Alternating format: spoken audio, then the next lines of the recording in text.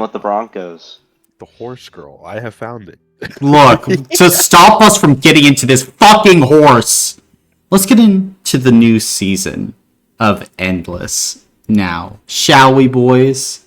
Let's do it. In your very own dimension. So, without further ado, Ryan, can you give the recap of last session? I certainly can.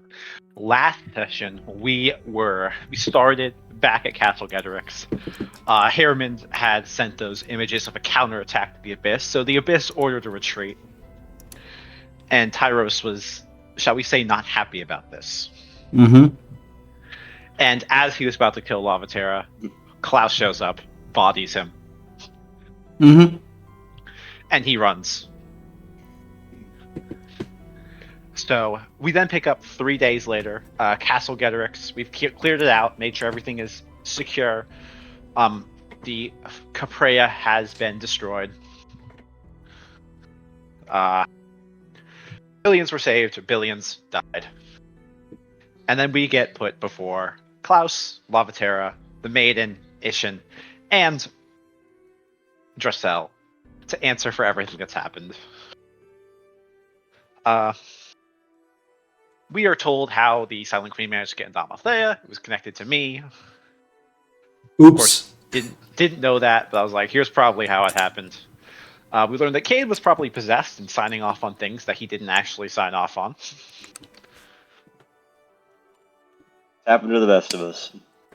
There was like the few things he did, and then everything else he was like, I didn't do this. And we were like, probably possessed.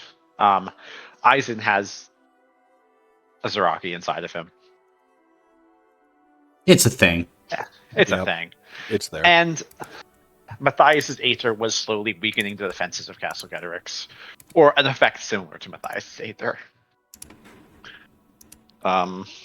Oops. Oops, guys, pretty bad. But we're like, okay, cool. And then Tecton, of course, teleported us out of there, and Klaus was very not happy about that. Mm-hmm. And Klaus said, you can leave, which Tecton said, I don't want to leave. So Klaus said, okay, you're staying then. And then Klaus said, yeah, we can't send you out on missions because it's getting too dangerous out there. However, Aizen, you get a promotion. Yay.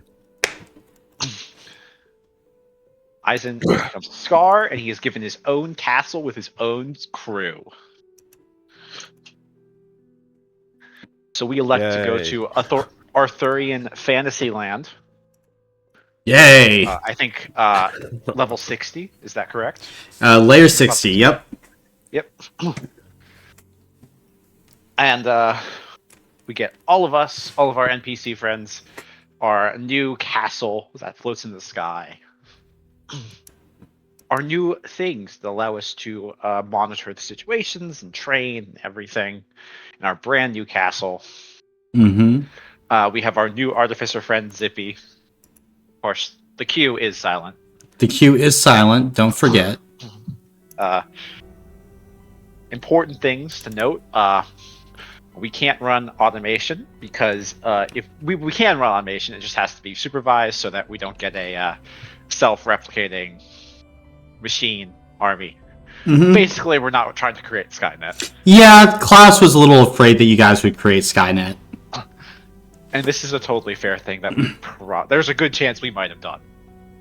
Yeah. And then other important things to note, Zippy is not allowed to build any Doomsday weapons. No, he's not allowed. No, no, no. He just isn't. And further, we were given all of these cool stuff and said, all right, you have some time to prepare. So then we gambled for an hour. Yes. And we got just a bunch of runes, which Jonah has made some suggestions. I know Connor and I have also made some suggestions, but we've got just a bunch of runes now that we are going to be switching things around. Absolutely. And where we pick up It's a considerable amount of time later, on the 91st of Orfel, 778 AR. At this point, Cinco Squad, you have been here for about half a year on the floating castle of Belgitorad. You have a fully trained staff with you, and you've begun to get more acclimated to the world. Your castle floats above the land of Glaston, the land of lances, ruled over by good King Quillwing and his Knights of the Lance. But evil still preys upon the fringes of this world, evil that no knight, no matter how pure of heart, can slay on their own. You have dealt with minor abyssal incursions and threats, but for the most part, you've been doing a good job. Nothing has really gone wrong in this time. And while we will pick up in the present day, it's now time for all of you to begin your downtime here at the Belgitorad. You've already spent your merit, but you now have 8 downtime points to play around with in this extended downtime. Use them wisely. And let's see what you guys will get up to. So, off the bat, is there anything anyone wants to do with their downtime points? I can go first if everyone's okay with that. You command. Okay. So I would go see Zippy. Okay, you can certainly do that as you head into the interior halls of the Belgitorad and kind of summon Zippy to your meeting room and office as he kind of flies in. Hello, my star. What do you need? Oh, hey. Hi. I have a list. Someone help me write it down because I can't write. Do you think you can make some of this? Grappling hook grabs the list, pulls it to Zippy, looks at it. I like this. Yes, I can do this. Okay. Awesome. Right. As your scar, I command you to make this list. All right, how quickly? Oh man, I didn't think about that. As quickly as possible? And then he turns his thrusters towards the ceiling and smashes through the ground as he's taking the shortest, most direct path to his workshop. You requested speed. Zippy will give you speed. I think I'd run over the hole. I'm gonna run over the hole. Is anyone hurt down there? You can see that, like, just staring at now multiple holes is Vesper, who's standing in the kitchen with a cup of coffee. And she will just go ahead and slowly look up at you. Hi, Vesper. I don't even want to know. Hey, maybe I should be more careful with my wording with that guy. Holy shit, Eisen, you think? Right, I guess I can get him to fix the floors, too. Or is there someone else I should get to do that? I don't know. I'm just a demon. Don't ask me things. And she walks More away. than a demon. Did she, like, kind of stops and looks back at you? Yeah, I guess. Ashen Vale. Go us. Yay. Okay. Alright, now, you have given me a list of items that you want Zippy to go ahead and build. You can spend 1 downtime point per item or family of items you want done. There will be a roll to see if, like, you choose armors, for instance, how many armors Zippy can get done. But it's potentially all of them, since you requested, with all speed. And Zippy is nothing if not a speed demon. Okay. I guess I will spend 1 downtime point and see if I can get all of the non-magical armors. Okay. All the non-magical armors, then 1 downtime point spent. Go ahead and roll a d6 for me. Wow. Okay, you can get one of those armors completed. Well, that's embarrassing. Do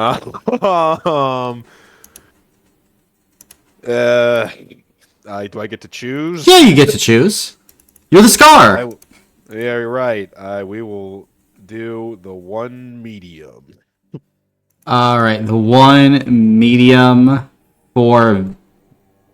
Well, there are multiple mediums, Yeah, sir. we'll do the one. We'll do the one for Harriman.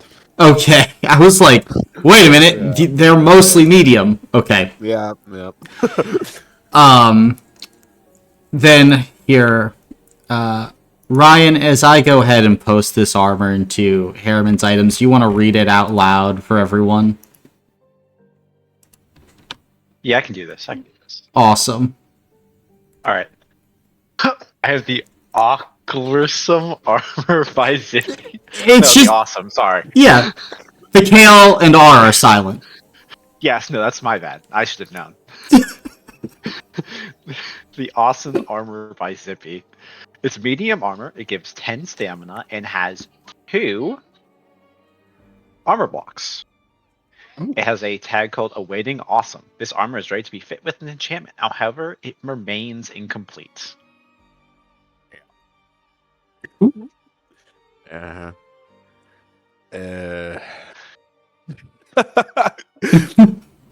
I think Zippy just drops it in front of Harriman. Harriman's what? I thought to make it for you with all such meat here. And then he goes ahead and like throws a bunch of devices on you that begin to like fire out little grappling hooks as they are like assembling the armor onto your body. Go, go, go, go. Oh, you're resisting. He hits you with sleeping gas. You wake up, Harriman. You're dressed in the armor. Zippy is flying out your window. He's gone. You are now in armor. Congratulations, you've been rescued. I'm gonna get some coffee. You walk in to the room to get coffee. You see Vesper just looking at the hole in the floor. That's where the coffee machine was. Son of a bitch. You can see Vesper's just gonna like slowly look up at you. Yeah. Do you want to share? I'd love that, thank you. Okay. So that's one of your downtime points spent, Eisen. I guess I'll spend another to see if I can get more of those armors out. Go ahead and roll a d6. Okay. That's go. That's 5. All right. I will knock out the rest of the player characters then. So Matthias, Tecton, Cade. I guess Matthias, Tecton, Cade. I guess I have one more. I'll do Vesper. Gotcha. Then you've now gotten everyone their armors, so that's pretty good. Yeah, we'll start. See who needs the medium. So that's Tecton. And yeah, okay, just Tecton for medium. So that's pretty good. Now, put that into Tecton's. Then, Matthias, you want the heavy armor? Yes. Gotcha. Then you can get some awesome heavy armor. I'm adding that to your items right now. 3 armor blocks. It's very nice. And then, Incredibly. Gosh. and then we have Cade with the awesome light armor. Yay. There you go, Cade. It's light armor with an armor block. Yeah, alright. All right, and then Vesper will go ahead and get her armor. So, pretty good, Eisen. Yay. So that's 2 spent. All right. I'm gonna go to the training room. Okay. You can Yes. certainly do that. Are you changing it to have it resemble the Midnight Sky? Yes, I am. All right. Then, as you change it, you now can begin to train under the midnight sky. Let's go. I have, the Falling Gale and Hurricane left? Falling Gale and Hurricane, yes. Alright, I will do the Falling Gale. The Falling Gale first. Okay. Let's see here for this.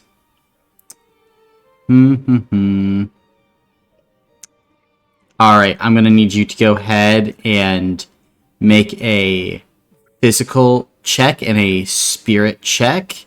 At benefit 1, and you can add d6 is equal to your power score. Ooh. Benefit 1. 8 successes in physical. That's pretty good. Okay. And then spirit. No, not 1d6. That would be terrible. And 5 successes in spirit. Alright, you're a pretty decent way through both the physical and spirit. Maybe a little bit less than half for both. Okay. I have 8 downtime points. Oh yeah. Oh my gosh. Yeah. Do it again. You're bro. You've used 3. Let me do it again. Alright, go for it. Again! Again. I'm gonna get physical? 8 extra tickets. 8 extra lottery tickets. Physical. 6. Okay, You okay. got any hero points? I have 1. Burned through a lot of them. Yeah. And then spirit. 6.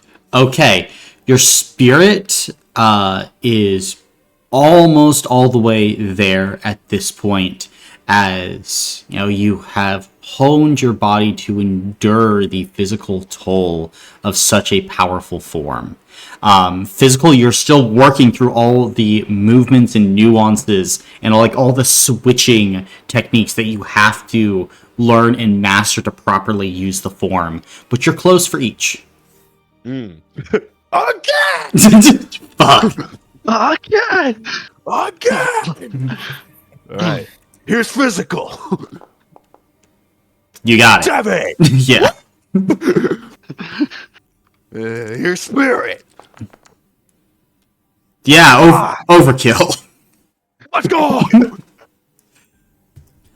Then with this, as you go ahead and work through the rest of the Falling Gale, let me go ahead and read this absolute monstrosity to you for a second. Falling Gale must be activated as part of the Shifting Gale. When you activate the Falling Gale, you dash 100 feet instantly without incurring the retreat penalty and ignoring up to 150 fall damage. If you switch to the Falling Gale from the Northern Gale, you gain Piercing and Puncture 100 on all your damage rolls. If you remove a health block while in the Falling Gale, the target creature gains Detriment 10 on their next damage roll. If you switch to the Falling Gale from the Southern Gale, when an enemy creature uses their stamina to negate damage from one of your rolls, regain that much stamina. Any stamina you are not able to regain is dealt to a creature within 10 feet of you as normal crushing damage. If you switch to the Falling Gale from the Eastern Gale, you gain benefit 1 against an enemy creature on a damage roll if you know a weakness of that creature. Additionally, if you know a weakness of a creature that leaves your range, you may cause that creature to lose health blocks equal to your power score. If you switch to the Falling Gale from the Western Gale, you gain sheer equal to your power score, gain resistance equal to your power score on ranged attacks, and ignore all levels of detriment on damage rolls while in the Falling Gale. If you switch to the Falling Gale from the Silent Gale, you regain 1 lost health block and take a minor injury.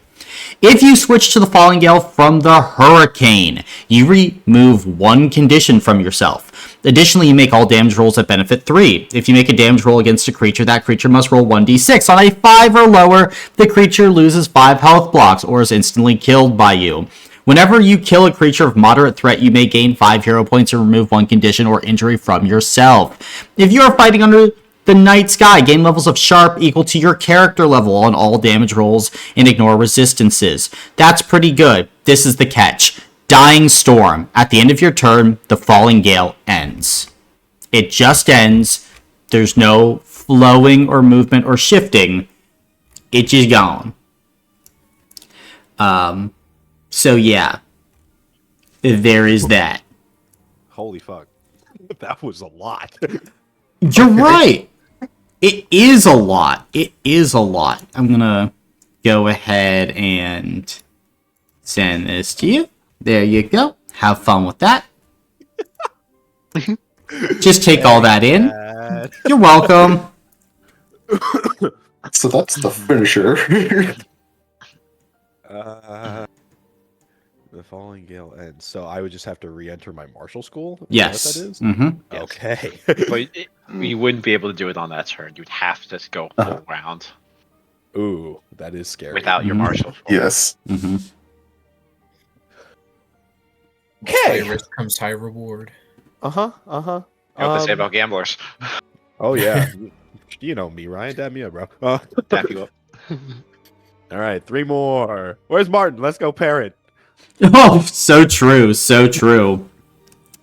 Then, as you go and parent Martin, what you doing, Isaac? I think. This castle would have a new wall run, wouldn't it? It would.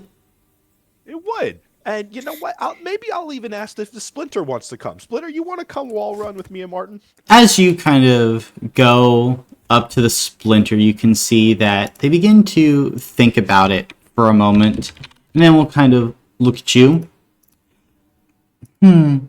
Well, am I gonna have to be experimented on afterward? Of course not. What the heck? I have to ask. Pinky promise. And I can't fall off during the wall run, right? I'm there. I won't let you fall. Oh, okay. Falling's bad? Falling is very bad. You wouldn't want to do that. Okay. Sure, I'll go. Okay, cool. Should I get Harriman to supervise? You got the guy that can catch people in midair. Yeah. I will very quickly ask if Harriman wants to supervise the wall run. Harriman just staring at the hole in the kitchen. Yeah, sure. All right. And I think when we got to the wall run, I would sit down with Martin for a second and be like, you know, if you want to, you could do parts of it, but I'm not gonna push you to do anything you don't want to. And you can see he kind of like looks around. What do you mean? Well, usually I carry you on my back and I do the wall run. But if there's parts of it you think are interesting, I want to do it all! all. Yeah! Jeez. I assume I haven't even done this wall run before. No, you haven't! How about this? We'll do parts of it together. Okay. And then eventually we can do it all, but like I do it and then you do it. Right. But we have to work our way up to that. We don't want to push ourselves past a certain limit. Yeah, okay. All right, let's go. Yeah! And then he just starts like trying to like run off to do the wall run. I assume I'm way faster than Yeah, it's way faster. Okay, then I would just I would be basically shadowing him. Make sure he doesn't hurt himself. Yeah, he's surprisingly like athletic, and like you can see that he has actually been like trying to train so that he can do this type of stuff with you. He is still like a young kid, but like, man, he did scale that wall pretty fast. Like he was able to do like a ledge jump and things like that. You're like, damn kid, you got talent. Yeah, that's pretty good. Come on, Splinter, you're falling behind. And you can just see like the Splinter will nod and then will just begin. Hold on, let me check what the Splinter's physical is by now, because they've gone through a lot of, we'll call it forced evolution. Pyramid is like right there, like watching all of them. If you prepared to catch anyone if someone falls. Mm-hmm. Oh, they have a physical of 9 now. Ooh, pretty good. Yeah, let's see how they go ahead and do on this. Those are coins. 96 coins. 3 successes. Ooh. All right. That's average, bro. Yeah. Yeah. But with 3 successes, you can see like the splinter is like kind of keeping up with you, Eisen. Hey, you're doing pretty good. Oh, yeah. Oh, thanks. Oh, and like she's like going and like trying to climb up these walls, and as they're kind of running along, there comes a point where they just kind of like are breathing heavy. Then part of the wall kind of like breaks away. They go, oh no, and then they kind of fall backward, and then Harriman just kind of like puts them back up, Okay, good. almost like playing Mario Kart, if you will. Look at Lakitu. Yeah, I got left too. Lakitu on standby. I'll just give the splinter a thumbs up and like, no, you got this. All right, thank you. And then, yep, Splinter is going to kind of look around and kind of like think to themselves, and then it's going to go ahead and like sprout wings to like go ahead and fly across different parts. Wow. I didn't even think they could do Oh. that.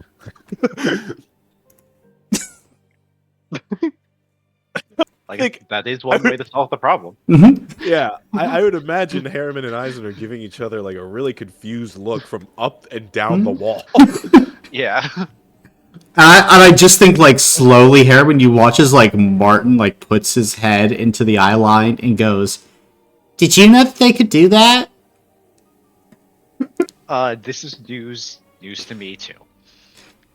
And Don't worry, I'll like splinter later. at this point, like Martin is like a few hundred feet away from you, so like you basically like heard Martin's thoughts, and like you respond back with your actual words, and Martin's just looking, and he kind of turns back to you, Eisen.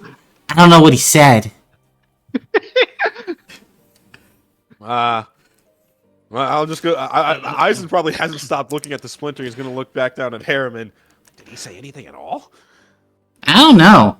Throw me up onto the next wall. Okay. L- Carefully. Lakitu, will you make sure that Martin doesn't get hurt in this throw? Yeah. Okay, then you make sure Martin has a gentle landing. But overall, the wall run, terrific success. Let's go. So, what do you want to upgrade thanks to your parenting? I will upgrade the Shroud of Battle. Shroud of Battle? Gotcha, so you're going up to Shroud of Battle 4 then. Ooh. Right, because you have Shroud of... Oh no, you only have 2. It's okay. Yeah. Well, That's good. well, you know that there is a 4 now. Shocker. Shocker, Collins More prepared. upgrades? Wow. Whoa. So I thought you were stronger. I thought you were stronger. My fault. I'll be stronger next time, guys. There. So now, for point 4, after making melee damage roll, you can spend a background action to deal normal crushing damage to a creature within 5 feet of you at sheer 2 instead of sheer 1. More sheer. More sheer. Our sheer is good. We do like sheer. Okay.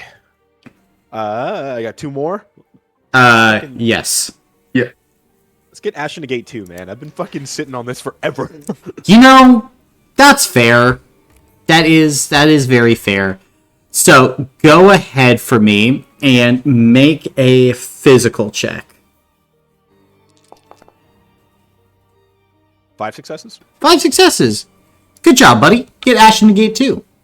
Let's go. Yeah, let me go ahead and plug this in as it goes over original Ash in the gate. And of course, this power does not count against your known powers, but basically just an improved Ash in the gate. Whew. All right. Ooh. All right. And then for my last one, I want to try to meditate under the midnight sky. Okay, meditating under the midnight sky. Then, as you go ahead and meditate, go ahead for me and make a spirit check. Okay. Wow, nothing. Gotcha. Then, as you go and kind of attempt this meditation, you go ahead and as you close your eyes, you find yourself at that strange temple of battle once again, as you see that the angel is there. Hello, Eisen. Hi there. You attempt to find peace. Up in the sky amongst the winds. It's good. I do. Yeah. Then let us sit. Reflect. And the angel of battle will continue to meditate with you. Is there anything else you would like to do during this meditation? I think as they're sitting there meditating, Eisen would just very quickly ask, "Hey, I don't think I ever got your name." Kren is my name. Bren. I'll remember that. Thank you. It has been a millennia since anyone has.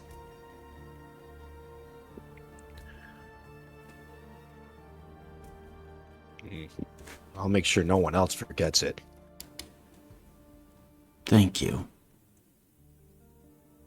As you go ahead and meditate, you can go ahead and gain 2 hero points. As eventually you find yourself back at Castle Belgitorad. But after this has happened, Eisen, you have completed your downtime. Yes! Pretty successful. Thank you. Alright, who's next? I can take a swing at it. Okay. Here's with your best shot, Lakitu. Okay. Lakitu's gonna do a welfare first. You know what? Shit, you're right. So true. Alright. Then, how do you take some time for yourself?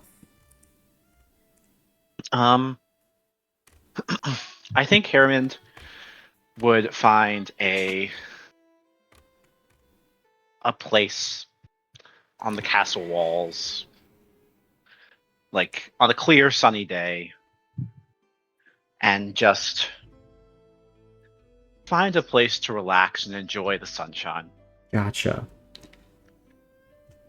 And as those kind of warm rays fall upon you, you look out at a great expanse of clouds and you feel the nice kind of heat. It's so just calm.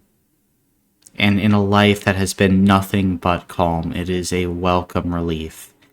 As you kind of look down and you see, people working the fields. You see a parade of knights, lances gleaming, making their way kind of towards a distant castle. It's a good day, Hammond.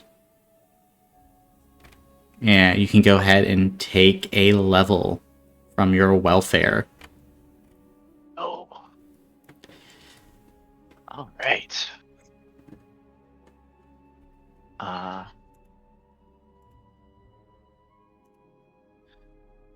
All right. And then I would like to talk with an NPC. Okay. Very nice, very nice. Then, as you would go, talk to an NPC. Which NPC do you want to try and talk with? I'll talk to the Splinter first. Fair enough. Then, as you kind of make your way inside, you go and you find the Splinter just kind of looking through what appears to be kind of a thick tome with many different pictures and things of the like. And you kind of will look up as you enter. Harriman. Hi, Spencer. How are you feeling?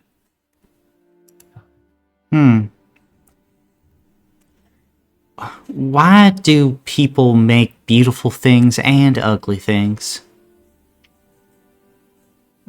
Excellent question. I suppose the answer is complex, but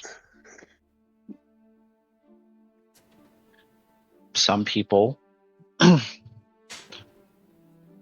make beautiful things like art, friendships, things like that. It brings them and others joy. I suppose, what do you mean by ugly things? Well, I don't think war is nice, and I've seen records of people that have done bad things, and cults, and so much else.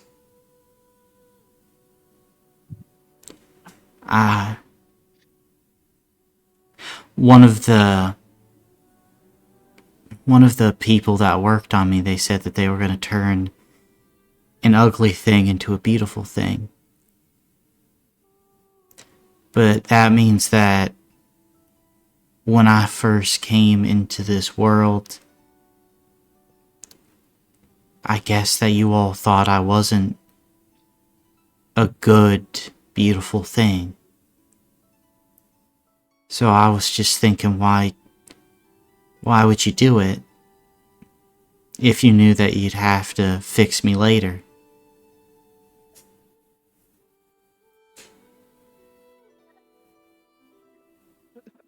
To be honest,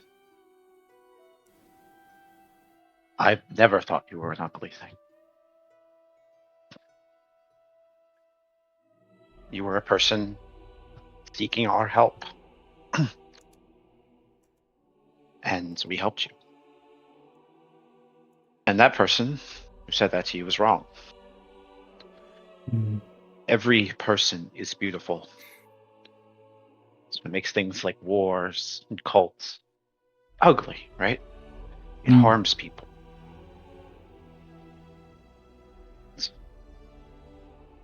Each person, yourself included, is important, is beautiful. Oh. Yeah.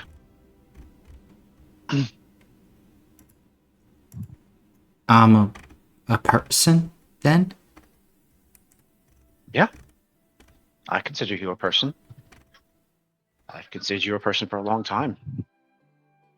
You want things, you have desires, you have thoughts and feelings. You look at the world and you have opinions.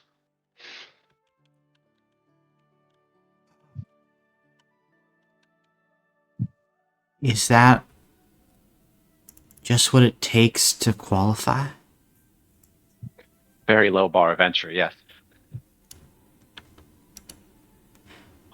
So I crossed that bar. Yeah. Long time ago. When you first wanted to do something for yourself. Oh. I do like that. And you can see the splinter will go ahead and look at you and will give a better smile. It's not like a creepy smile anymore. It's something that could actually register as kinda happiness, with just a little bit too much eye squint. Harriman will smile back. And you have unlocked a new Splinter boon, then. Harriman? Go.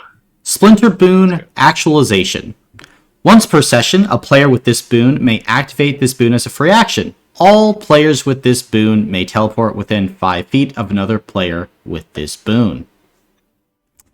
And currently keeping track, Matthias and Eisen will also be able to receive this boon due to previous interactions with the Splinter. Let's go. Matthias. Yeah, Matthias. I've been keeping track. You've had interactions with the Splinter and talking to them and making them feel like an actual person. That's cool. Maybe I'm just tired. I don't remember that. He's just I'm so still waking up. he's just so Naturally based. He based, does it yeah. without even thinking about it. Naturally right. based, That's man. That's right. That's right. Yep, there were moments when the Splinter talked to you, you answered their questions, you asked them one downtime what they actually thought of something. Awesome. Mm-hmm. You've met the threshold. Nice. Splinter is a person, guys. Who'da thunk? Crazy. Who'da thunk? Then, as the Splinter kind of smiles at you, they'll kind of nod. I think I want to go talk to more people. I think that's a good idea. There are plenty of people around here. Yeah. I'm gonna go see how Texor's doing. Wait,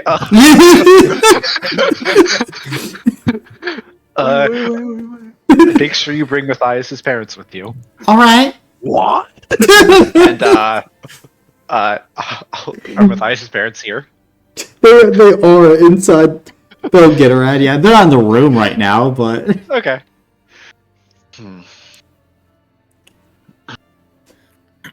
I have an idea, Splinter. all right. I'm not saying this out loud, but I'm thinking through it's like shit, everyone's so weird.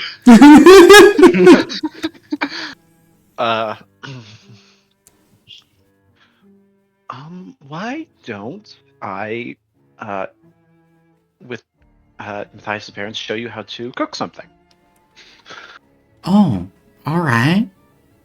Yeah. And you can see the Splinter will smile. I'd like that. And What would you like to learn how to make? Oh. Well, we always kill a lot of demons. Can we make a demon dish?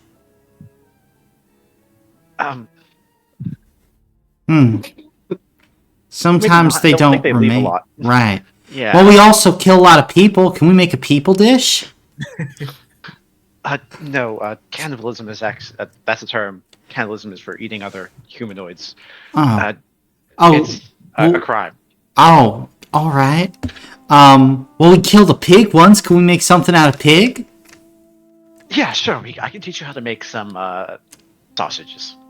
All right. I'm sure that's a great thing to make. You're the one that locked this shit in. Yes. Sausages? Ryan.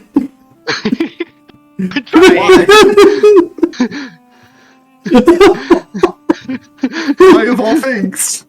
I don't know, man. What the unholy hell? Bacon, pork chops, fucking pulled pork with barbecue sauce. You pick sauce?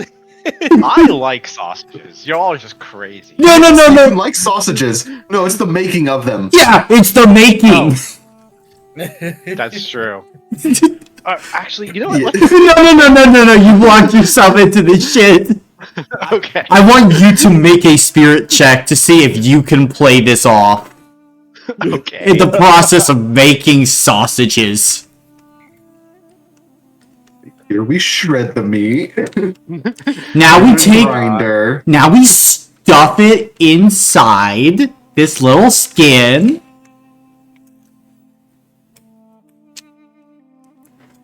Okay. Don't you worry. I have 3 hero points. Oh, No fucking success. way. 3 successes.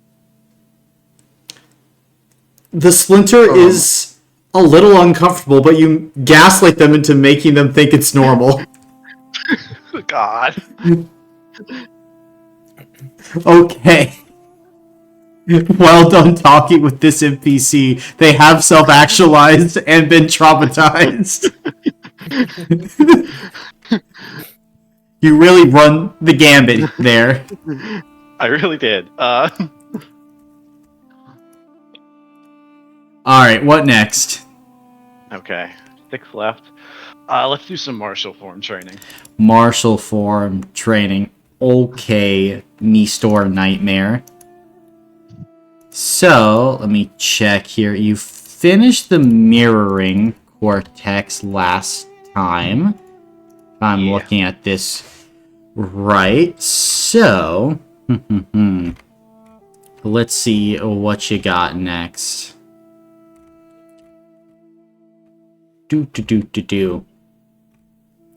Believe you have. Let's see for mirroring.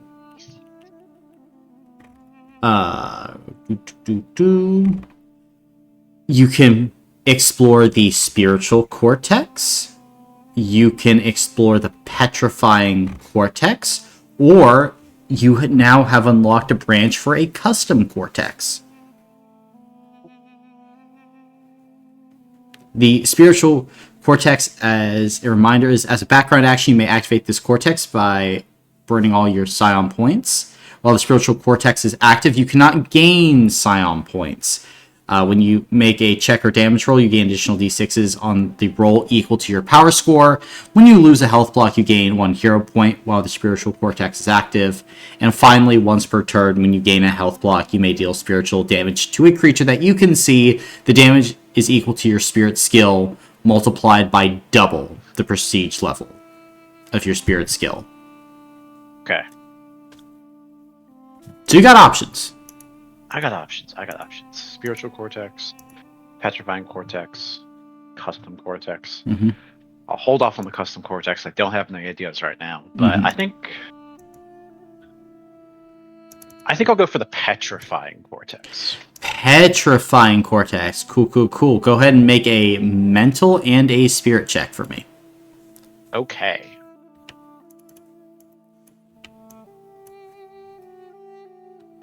Mental. Is there any bonus from the training room or no? What are you setting the training room to? Petrifying. Good. I will.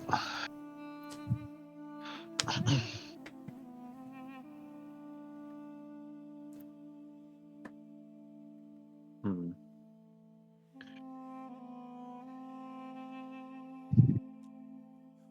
Is there a way for me to set the training room to like amplify and like focus psionic energy? Yeah, you could do that. And if you were to go ahead and do that, you would go ahead and gain benefit 1 on these Okay. rolls. Then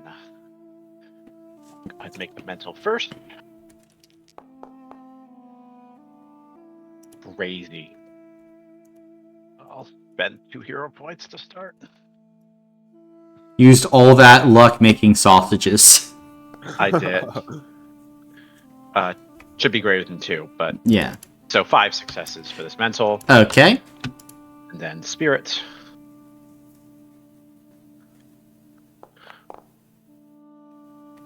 Three successes for spirit. Gotcha.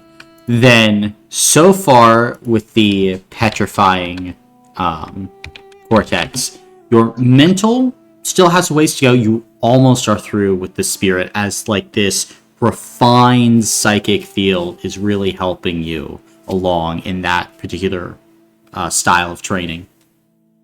Okay.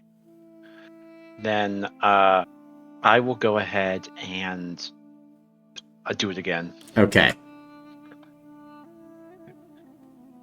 Okay.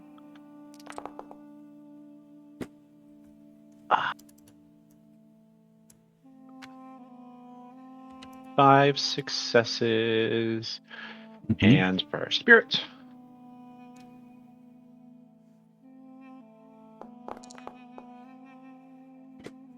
Two successes for spirit. Okay, then your spirit is done. You still have a little ways to go on the mental, though. Okay. I still have, what, 4 more? Right? Let's see. So you did talk to NPC, you did a welfare, you just did 2 there. So yeah, you have 4 more.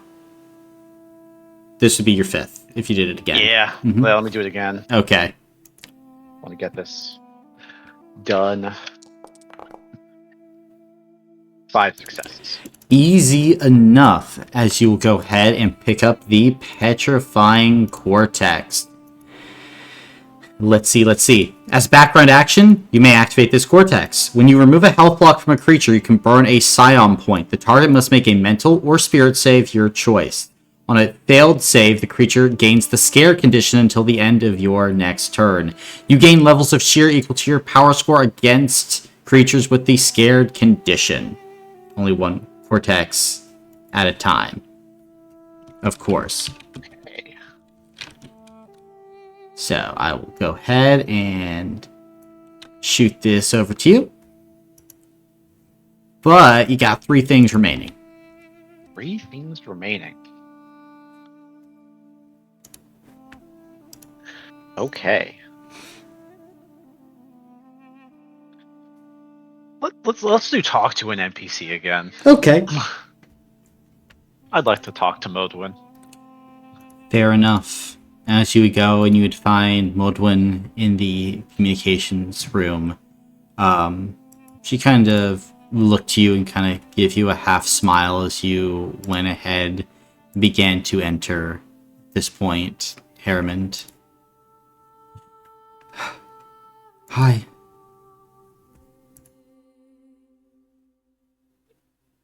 Are you alright?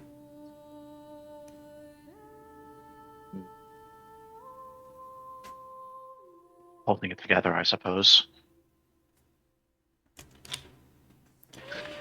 I checked in with Drossel yesterday. Yeah. There's been no sightings of her. But she assured me that the Ashenvale is keeping their eyes out for Bodic. I remember the kind of nod.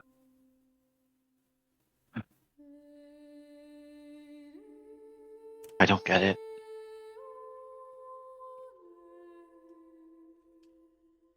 Neither. We would have helped her. She didn't need to carry this alone.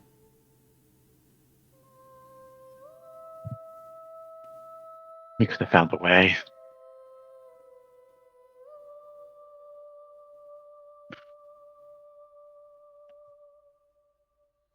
It's just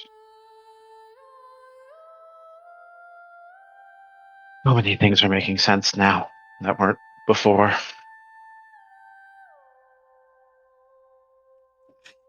feel like things make less sense than ever. Yeah.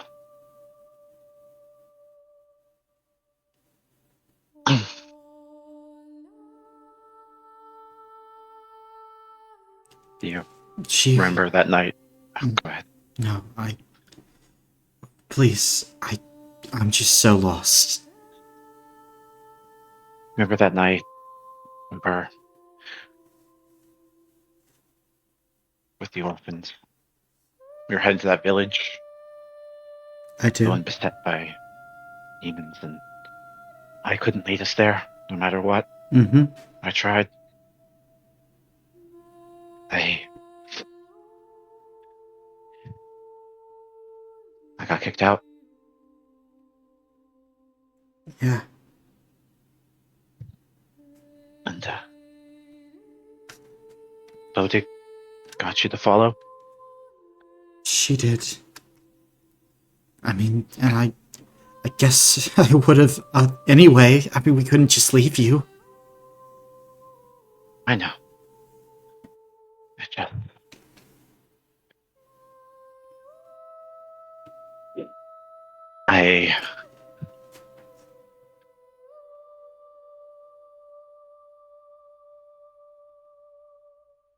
remember times in our life, when things went wrong. I always blamed myself, you know. Do.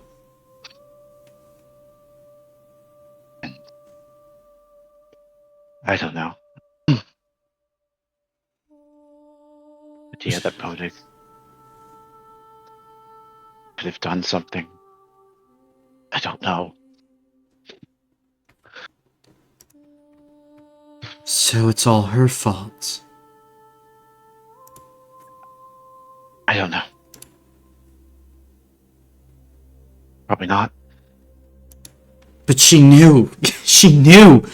And she could have helped us. She was on my team, Herman. She led us. We were doing so much out there in the cosmic stack.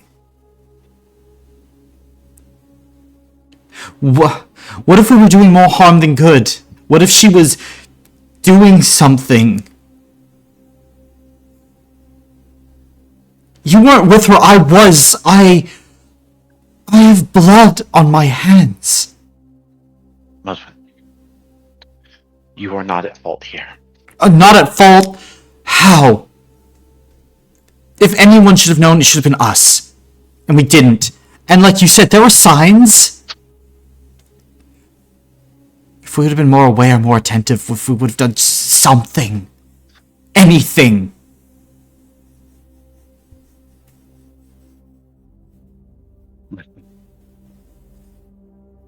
We didn't know. We can sit here. No. I'm not going to say you're not right to be angry. I'm angry too. But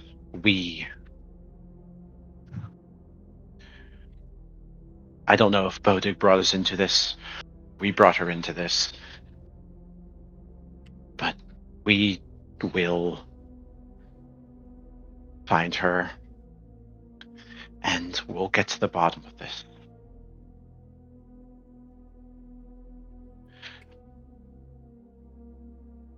I understand you're angry. I really do. But we're together still. You feel yourself grabbed, Harriman, as Modwin just pulls you into a tight hug, and she just breaks down. Yeah. Harriman will just hug her tightly and let her cry. She speaks of family in between the sobs, Harriman. Of all the times in your lives when you three were together. How her brother and Bodig is her sister.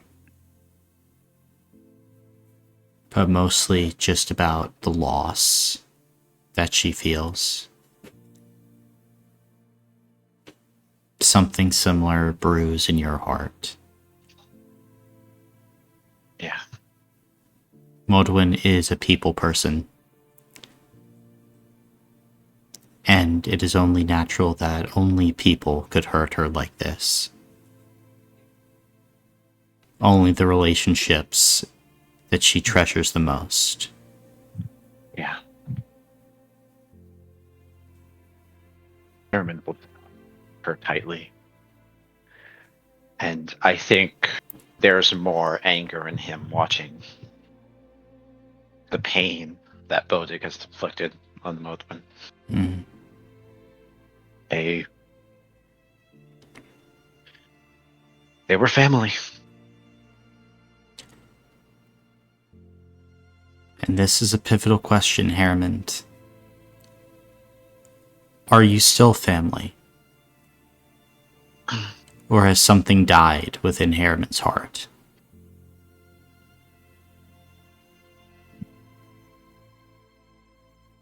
Harriman really wants to hate Bodig. Like he did when they were children and they ran.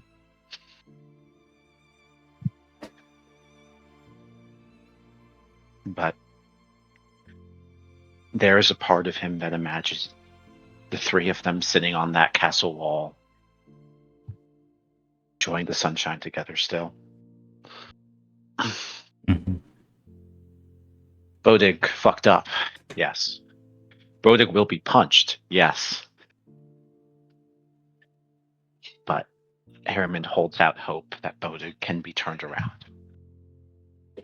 Mhm.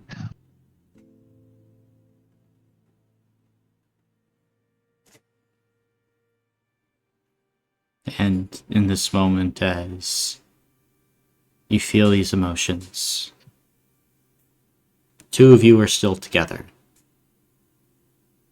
And eventually, you and Modwin kind of pull away and are able to see the sunshine here above the clouds yourselves. One day Bodig will be here. You just have to keep going.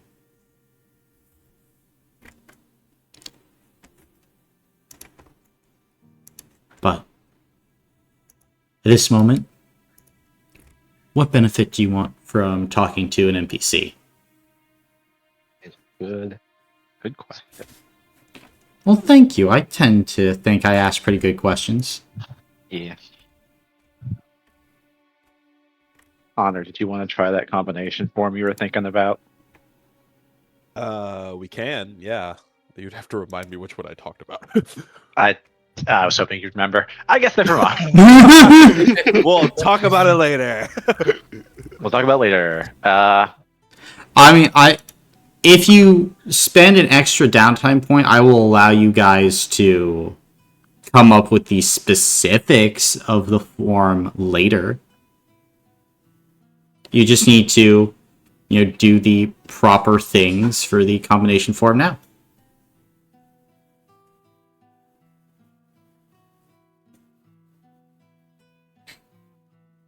You think, Connor? No. Because I have another combination form idea. Then do the other one. Yeah.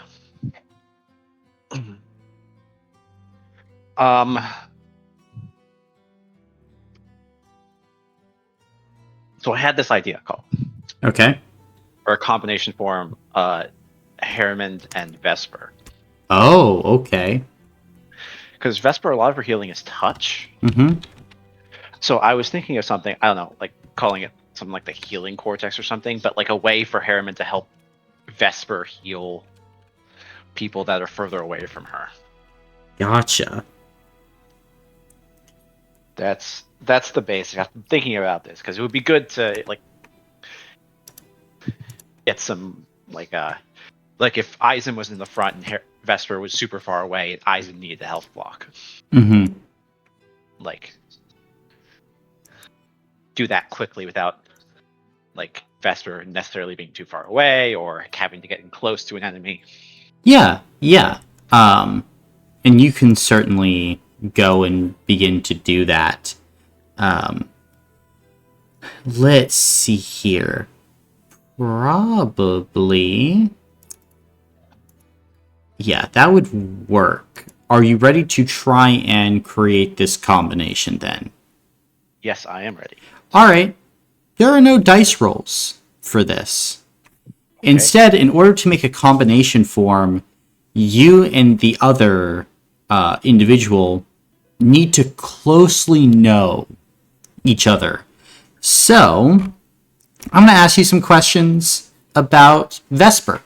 All you need to do is get these questions correct. Okay. What was the name of the coffee shop Vesper worked at when you first met her? Oh, let me pull up my notes. I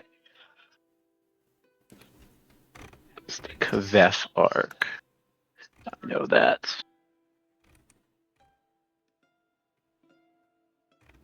Wonder there it is.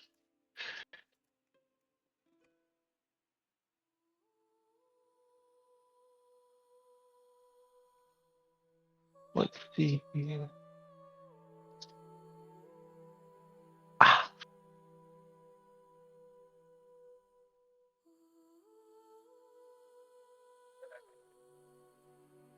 Funny, I wrote down coffee shop, but I didn't write down the name. Great. Let's see here. I'll throw a guess, but I don't think it's going to be right.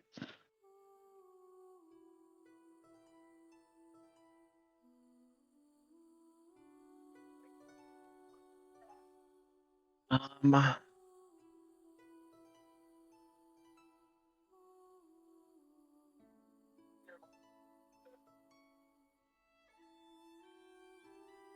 yeah, I don't remember. I'll have to look this up. But what's your guess? What's my guess? Oh,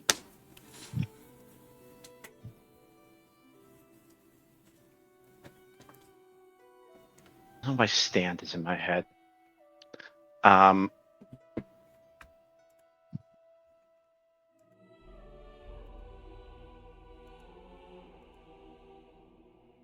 gonna go with like. I'm gonna go with like the Golden Sun. No. The Yeah, name. that's what I thought. Yep, it was called the Winter Warm Coffee Shop. Mm. All right. Next question. Name one of the two friends that Vesper was with before going to Kaveth, that she was hunted with, essentially.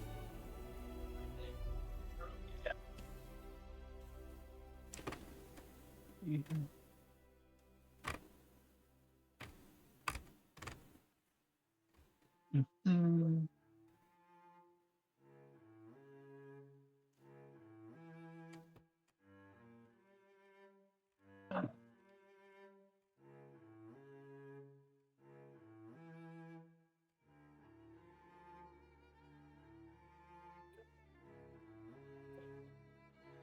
This is where I learned that my notes were not nearly as good as I thought they were.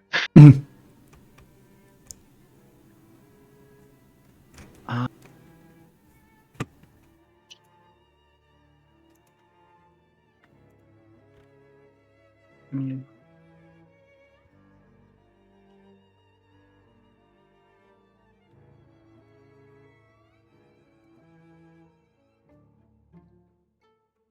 Yeah. Damn, guys, I'm not getting this form. My guess Yeah. is that you do not know. I do not know. Sebastian and Mr. Terrell, the ones that she named. And the last one, name two powers that Vesper possesses. Quick heal. Rage to restoration. Quick heal, yes. Quick heal, yes. Rage to restoration is not a power. It is a combat Is ability. that correct? Yes. Combat ability. Mhm. Okay. So yes, with O for 3, Yeah. you would not get it. However, I can say combination forms are some of the most powerful forms that you can possibly get. The drawback is there's no amount of like power that your character sheet can generate to get it. It must Right. You must be synced up with the person you're making this combo form with. Right. All right. Anything else then, Harriman? I think I have what? One more? Two more? 2 more, yes. 2 more. Okay. Let me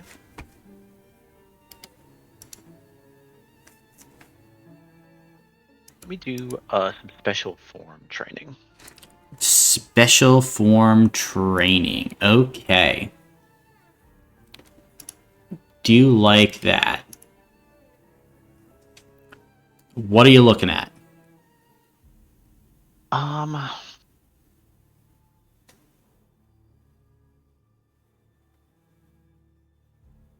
Let me try and upgrade Ashen Negate. Ashen Negate. You just have a basic Ashen Negate at this moment? I have Ashen Negate 1. Gotcha. Go ahead and make a physical check then. Okay.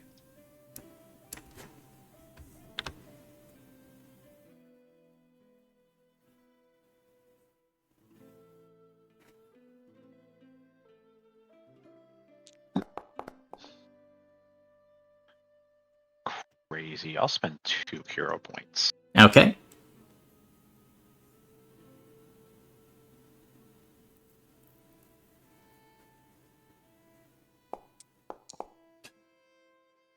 Two successes. 2 successes. All right, little bit less than halfway there.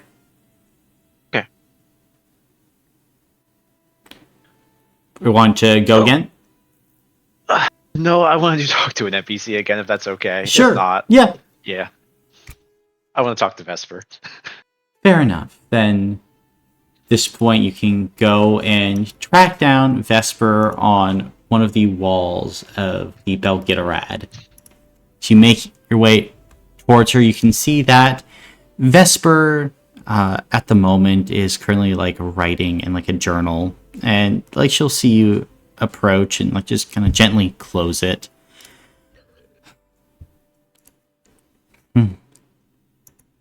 Nice new place we have here. Yeah.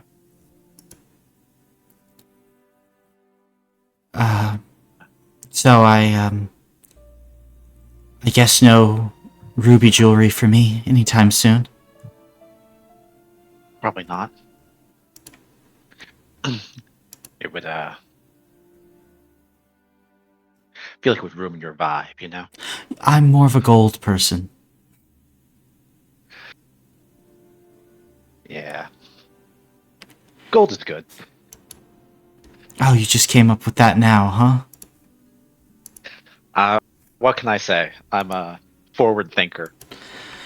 Right.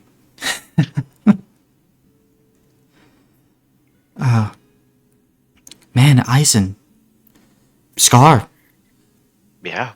I didn't think that would be the case. Oh, I mean, makes sense. He is somehow the most people person of all of us. Yeah. I mean, I like to think of myself as a people person, but Yeah. I also accidentally taught the Splinter how to make sausages, so You can see like Vesper will blink a few times and will look over to you. Did you not? It's probably fine. I mean, at the very least, you might have given them an anatomy lesson. I don't know if that's good or bad, but it's something. yeah. Yeah. Not my greatest moment. Well, to be fair, you have had some pretty great moments. So they can't all be fucking winners. I guess that's true. I mean, I made the Abyss run, so You did.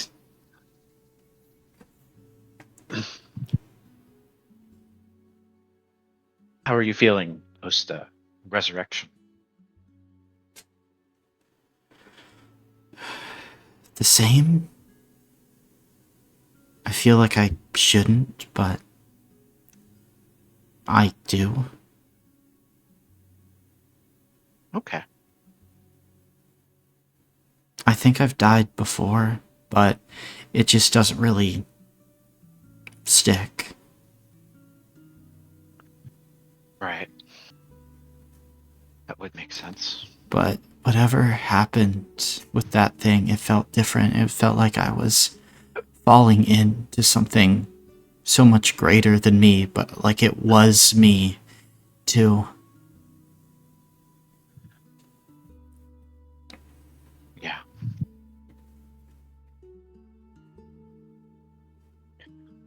I'm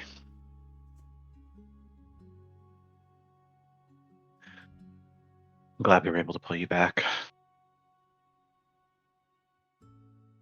Me too. I'm sorry about what it cost you.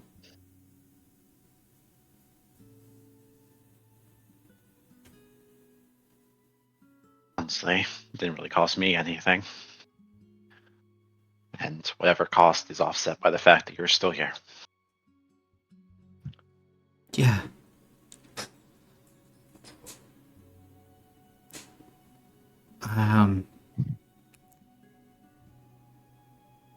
I want to still be here.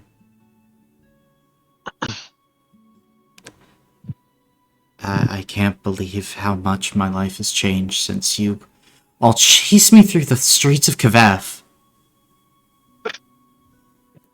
I have one of those low moments, right? Yeah. You know, I kind of demand maybe a little bit of payback, compensation. I could sue you.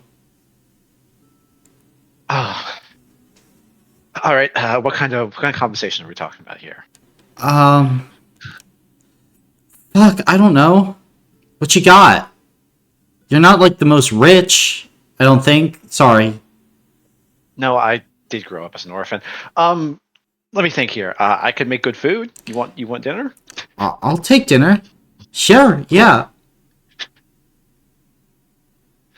There you go. Dinner in exchange for not being sued. I think that's fair. Right, okay, you just let me know when that dinner's ready. I will. Okay. And Herman will stick out a hand for a handshake, like making a deal. Okay. You can see Vesper very stiffly will then shake your hand. And then she'll nod. Well, this is good. I think Eisen needed me for something. Oh. Well, don't want to keep the scar waiting. No, that would be bad. I'll catch you later. Yeah, catch you later. I'll let you know when dinner's ready. Yeah. Or- And then I think Vesper's going to go ahead and trot away. Huh. Is there something I said? And then Harriman will laugh to himself. Okay.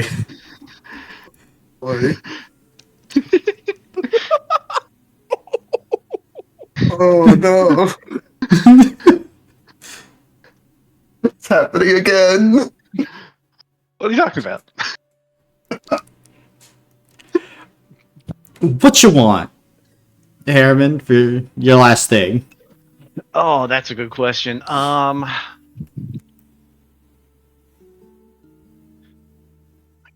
I could go for it again, but I don't know if that would work. Fractured cortex. That's a new one. It is. It is a new one. Ooh. Yeah. I'll go.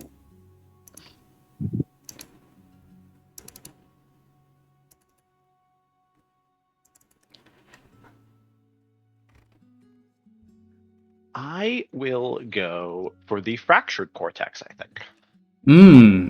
Very nice, very nice. In that case, go ahead and make a mental check and a physical check for me. Start with physical. Okay. See what I get there. 2 successes. Okay. And then I will go ahead and roll mental as well.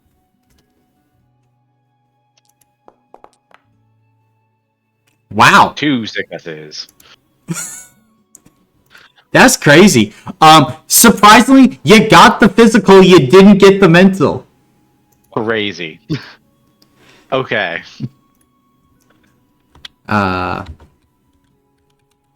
That's awesome. But yeah, fractured cortex.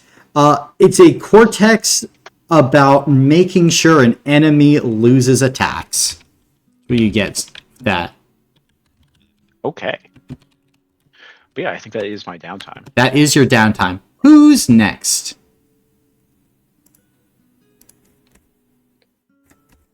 I guess I can go. All right, Matthias. What you looking at then?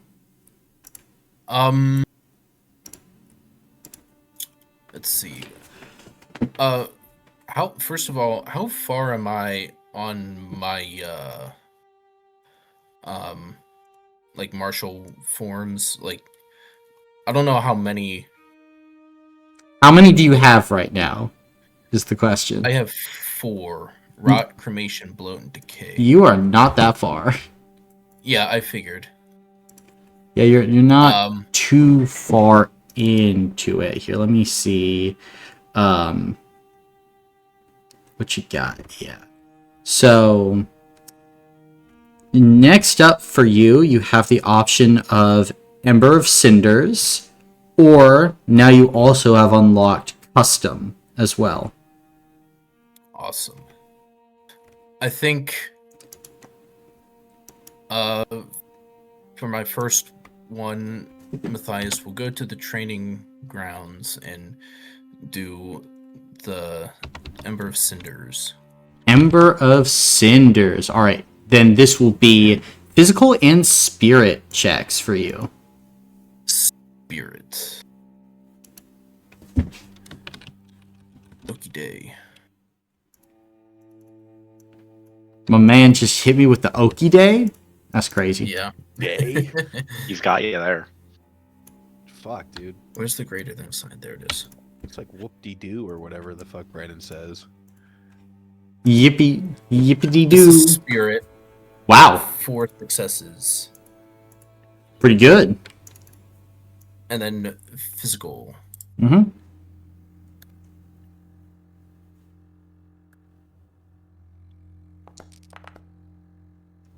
Five successes. Okay, then good progress on both. Probably a little bit more than halfway there on the spirit as you go through the motions for the Ember of Cinders. All right. I will do that again. Okay. Again!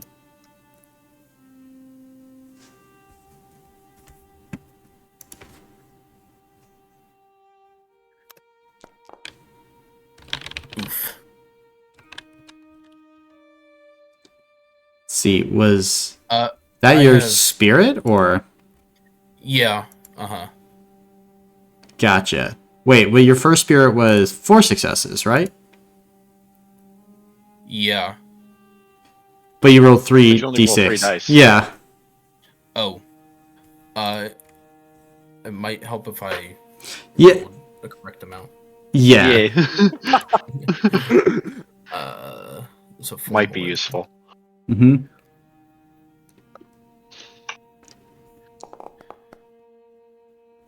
Okay.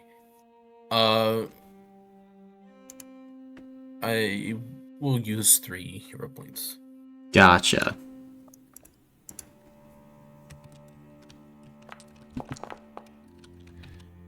Wow. Wow. Okay. So that's 1 more success for spirit. Okay. Then my physical. 2 more. 2 more. Gotcha. Probably about halfway there on the physical, and you're just closing in for the spirit. Getting that fully done and worked through. All right. Let's do it again. Again! Oh, God. Let him cook.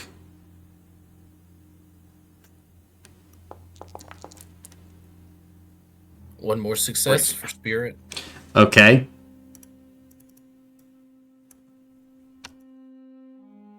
Uh,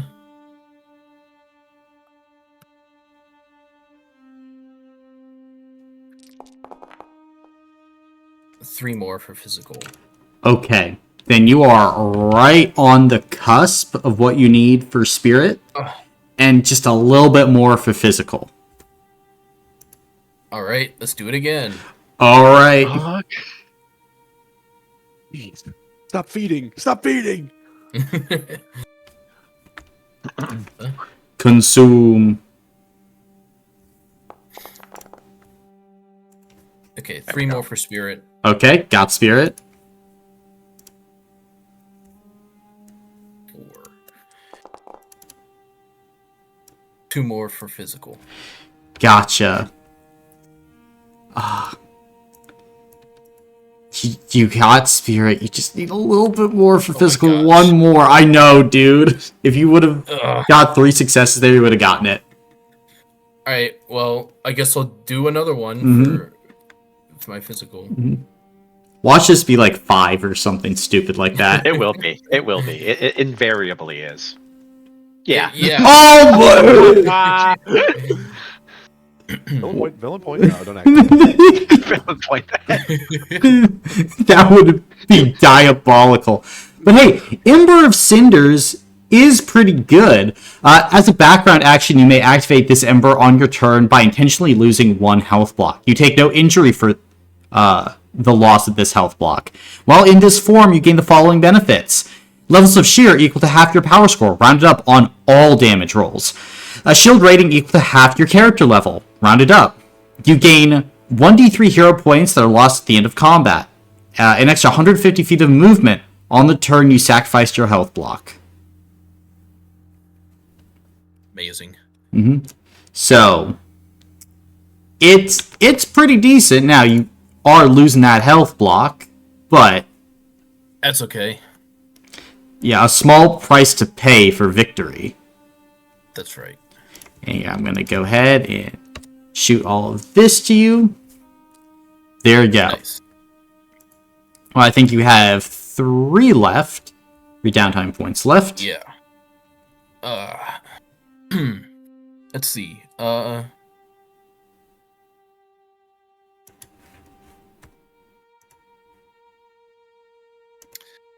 I think Matthias would go talk to his family.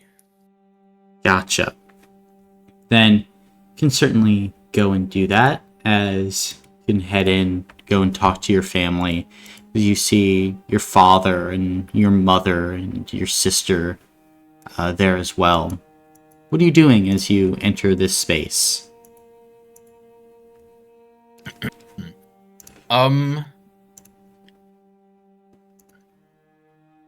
think Matthias would ask them about like how they're liking it here, if everything is suiting them well, all that type of stuff. And I mean, you definitely get the feeling that Anna is actually kind of very happy to be here. Like, she's in a massive castle. She gets to see so much else here. And like, she is kind of in a position where like she just wants to like learn more about like what members of the Ashen Veil do. Your mother and father they're happy, but like they still obviously are concerned about, you know, their other children that are out there, and you know, they don't want them to, you know, be hurt or injured. But you know, they're happy that they survived the siege. They thought that they were all gonna die, but they're happy that they get a change of pace.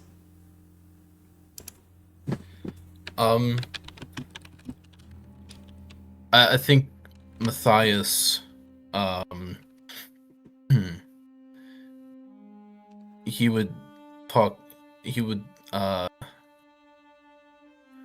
express the same sentiments about the rest of his family.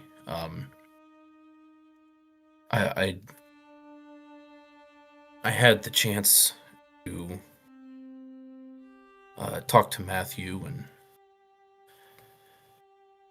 when we were in Rayoa. I just wish that he could have seen it my way, and then he could have been with us. You did what you could, son. You did what you could. It's our fault. We should have kept you boys away from all this. You were just doing what you thought was right.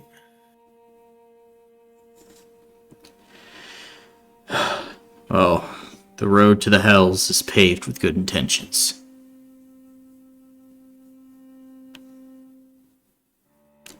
If you do see Matthew again, can you give him something for me? Of course, yes. And Father is going to kind of go over to a small box that he has, and we'll go ahead and open it and will pull out kind of like a small, what appears to be like just like brass ring, and hands it over to you. I was getting your brother an apprenticeship. He's going to learn how to be a merchant. I know that he wanted to go and see the world, and I understand that the farm was small. But just give him that for me, because there is still a place for him with all of us. You're all still my boys.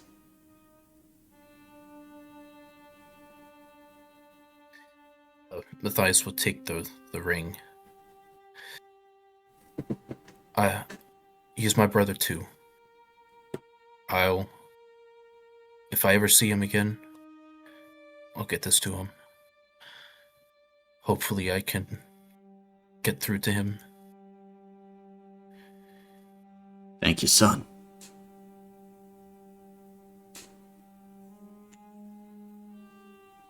And you can go ahead and add Richard's ring to your inventory, Matthias. Nice. But at this point, what benefit do you want from talking to one of these NPCs?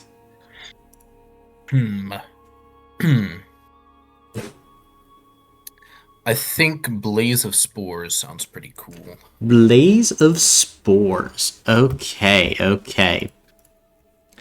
Then, in that case, go ahead and make a physical check and roll d6s equal to your power score on a different check. Awesome. Right, let's do physical.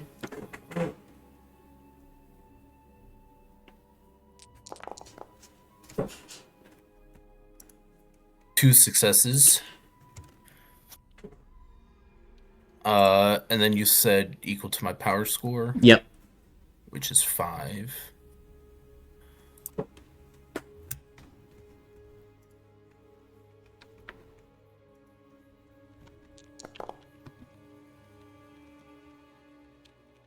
Okay. Still a ways, well, not a ways, but like a little bit to go with power score and a little bit to go with your physical as well. You want to spend another downtime point? You could try it again. And Yeah, sure, I'll do that. And you are far enough along where I can tell you what Blaze of Spores generally does if you want. Okay. You deal 1 damage to yourself and 1 damage to target enemy creature when you enter Blaze of Spores. When you take an injury this turn, target enemy within 5 feet of you gains the same injury. If you sustain an injury on the turn that you sustain an injury, you roll 1d6. If you remove a health block from a creature. If you roll higher than a 1, you may gain 1 level of tired and make another damage roll. Then for each subsequent d6, you remove 2 from the total. So basically what this allows you to do is you go ahead, deal some damage to yourself. You take an injury, you give an injury to someone else. Then your spores are in the air. And so if you attack in, you start taking health blocks, you can roll to keep that shit going. Basically, you're applying an injury and making multiple damage rolls with all your tags. That sounds very fun. So go ahead, roll again. All right, let's do physical again.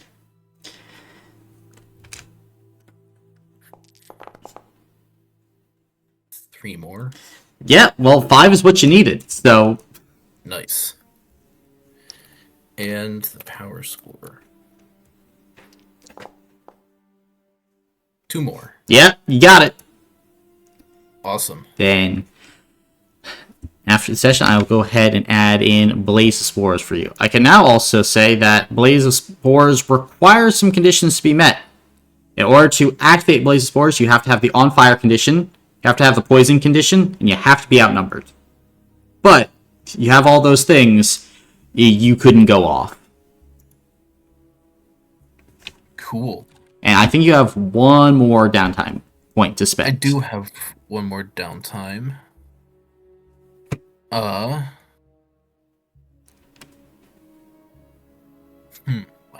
Let's see, what do we got? So all the normal ones, there's Brood, Ferment, probably wouldn't get you anything at this point. Since that's for, rolls. But extra ticket, buy a rune, talk to another NPC, gain a peace token. I think I'll get a head start on my next martial form. Gotcha. So with your next one, there is Ember of Generation, which is something to heal you a little bit, and to keep you going in battle for a time. Or there's the custom form.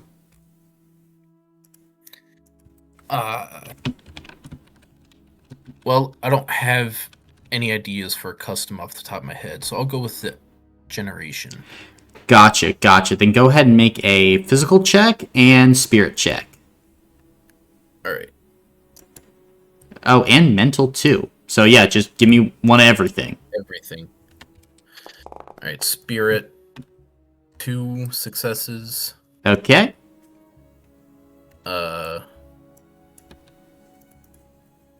Physical.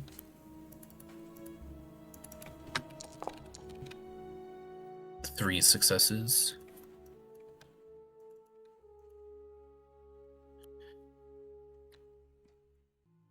And mental. Mental? Snake eyes. Yes. Then you get a jump on this particular form as you're going through everything, Matthias. But that is your downtime. Who's next? Allow me. All right, Mr. Spirit Man, what you want? Just a question, do I sound weird? I have my headphones plugged in right now instead of connected via Bluetooth, so... They actually sound better. Yeah, okay, I'm afraid of typing anything, though, so I'm worried it's gonna get picked up. Alright, first thing... can I, for talking to an NPC, ask everyone to sort of gather for a little bit? I want to talk to Zale. Yeah, And I figure everyone should be there for that. you can do that. Right. I will like to spend a point doing that if everyone's down. Yeah. Brr. All right. Then, what does it look like as you summon Zale's spirit? Well, I'm imagining I'm in probably in our situation room. I can't remember what we called it, but in our war room, and I have all my friends around me, and then Kay's is going to stand up and just sort of from his hands, a kind of like I usually just imagine it as like a kind of mist is just going to start emerging from his hands and just start slowly forming into the shape of Zale. Gotcha. And eventually, Zale would form. Fuck. Janitors again.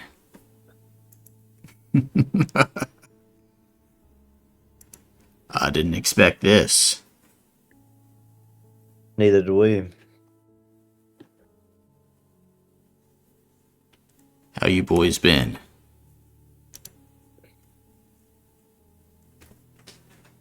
It's been all right. It's been a lot. We missed you a lot. Well, for me it feels like it was just yesterday when I got taken over by Zaraki. First time? I'll nudge Harriman. Yes. Seems to be a recurring issue we're having.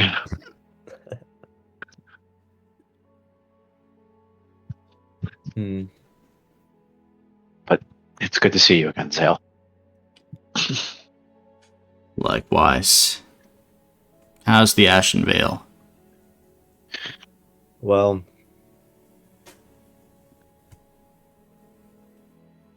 it's we're still a part of it, but we're not at Getorix anymore, as you can probably see.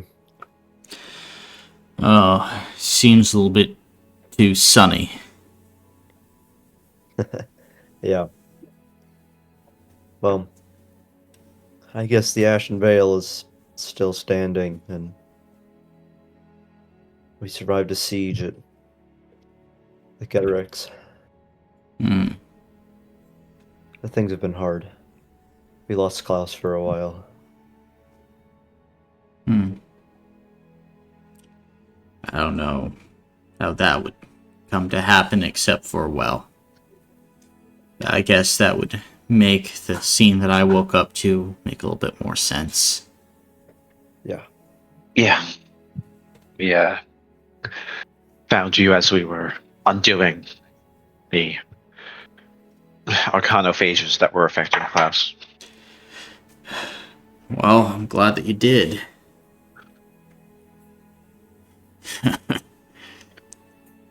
So, what's your new mentor like? I think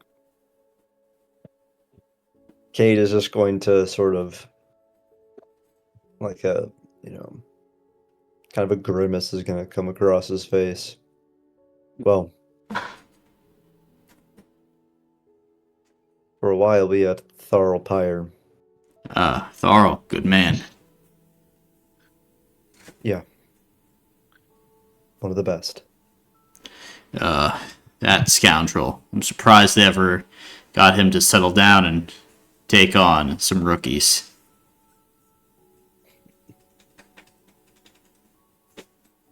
Yeah. He was good. Yeah. There was a battle in Caprea. Full-scale invasion there. Did he die well? I think he saved a friend, so... Yes. Good.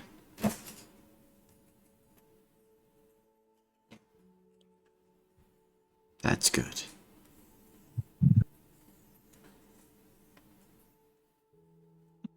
Well, Eisen was promoted to Scar. No way! Yeah, he's in charge of us now. Do I get like a Scar badge? Is that something I get?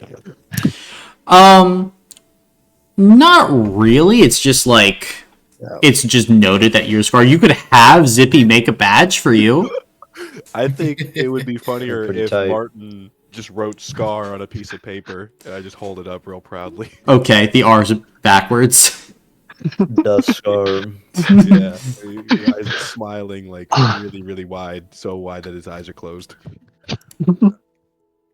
No. No. No, this can't be. Yeah, I'm in charge of the castle, Zale. The Flying Castle. Yeah. That one. This one. The one we're standing in. You all might be joining me in the land of the spirits very shortly. Well, that's not very nice. I mean, you were That's- never one for being nice. That's what I liked about you. Fuck. You're just too lovable. I can't be angry at you.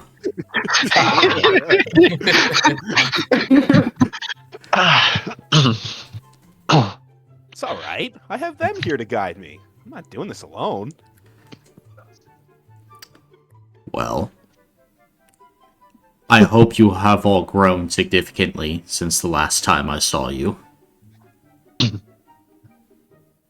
I think I'm still the same height. Oh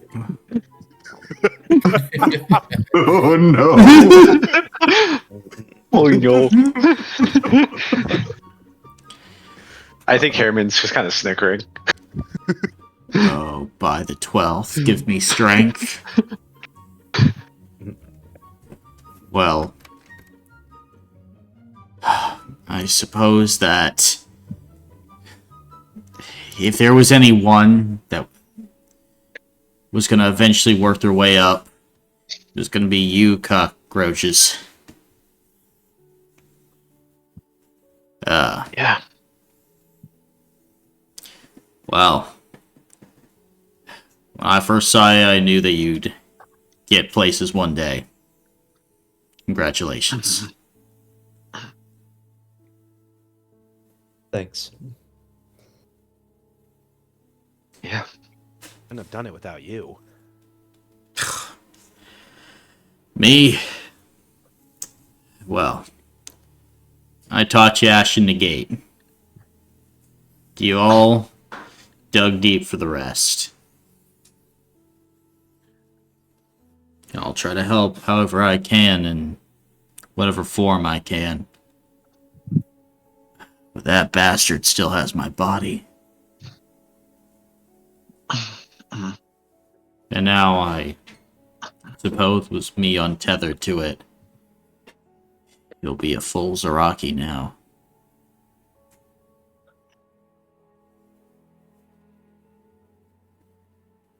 Yeah. He's definitely still a problem. It's alright. I know all of you will see it through.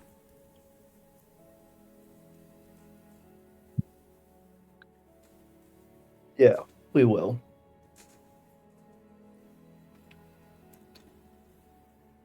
And if there's nothing else, Zale will begin to fade out.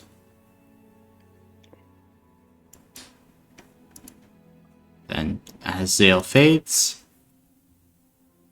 what are you gaining as your benefit, Cade? Well, we were all there, so we could learn a 5-person combination. Honestly, if you'd be willing to burn Is 3 downtime points, I'd let you finish the 3-1-1 group boon. Oh, it's tempting. It's tempting. Okay, let's see. 3. I have 8. So you would have 4 remaining after this. out of 4 remaining after this.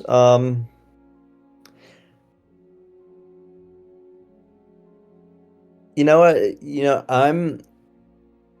I'm willing to do that because I realize that I might be the highest level now because I for some reason didn't give up levels when we were doing other stuff. And I feel kind of bad about that, so I'm willing to burn some of my downtime to give us It's a fine. group boon. What's your level at? I'm 26. Oh, I'm tied with you now. Okay. But yeah, no, I'm down for the group boon if you wanna. And then all my other things I will just be I will have to be very selective then, but that's fine. All right. You know what? Let's do it. Gotcha. Let's do it. Let's learn the group boon. Gotcha. Then you will unlock the 311. I'll put that into your character sheets after this. Of course, it's a boon where it makes it so that you guys get benefits when you're within 5 feet of an enemy, when you're within 20 feet of an allied creature that's engaged with an enemy, and then if you're not within 70 feet of allies. So there's this stratification there. Gotcha. Okay, Cool. we did it. Yes, the royal we. We did it, guys. I can't believe we collectively did it. All right. Then with that done, what else you got, Cade? Oh man. There's one person that I've been needing to talk to, and I've been kind of putting it off a little bit. And that would be my dad. Hmm. Cade is going to sort of go to his own quarters, and he's been doing something that he didn't do, something he's been avoiding a little bit. He's been a little afraid of it, and that is he just wants to talk to his dad. Gotcha. Then, as you go ahead and begin to concentrate, you pull forth the spirit of your father as he begins to appear in front of you. Hello, son. Father, there's no fighting right now. There's no battle that I'm in. That's good. I've needed to talk to you. I've wanted to talk to you.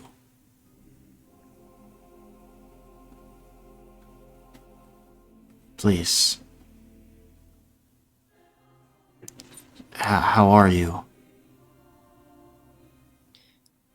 Now I'm not too bad. We're in this new castle that my friend Eisen's in charge of, and we're all helping to run this place, and we're gonna keep this dimension and this land safe from demons. It's a great job that I'm with. That's You good. know, some of the best friends you could ask for.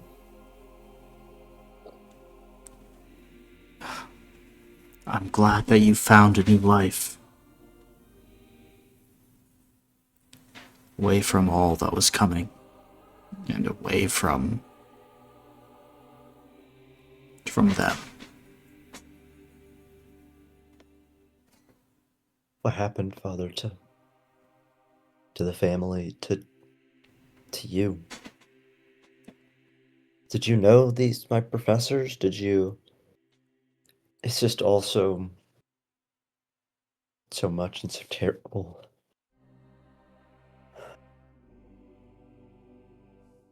Your professors, they came to us. We were poor.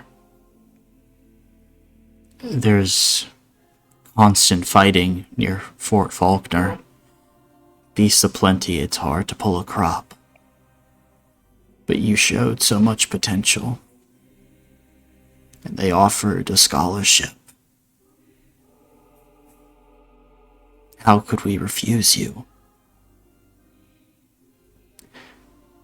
It was when we wrote and we got no letters back that we started to become concerned. When they took you out of the classes, when you were roaming far, we got one letter from you once and talked about how you were facing off against dangerous beasts. I demanded Devaro to stop. I personally went and I met with Cassius. They said that you were part of a greater plan. A greater exploration into the spirit. That you would help be the catalyst for the Great Hunt. Great hunt? Yes. Didn't know what they were talking about. I told Cassius that I'd have his job. The last thing I remember, I went home to Fort Faulkner. I walked in, and somehow Cassius had beaten me there. And then I saw the creatures that were in the corner. He had done something to the souls of your mother and your siblings and your grandfather.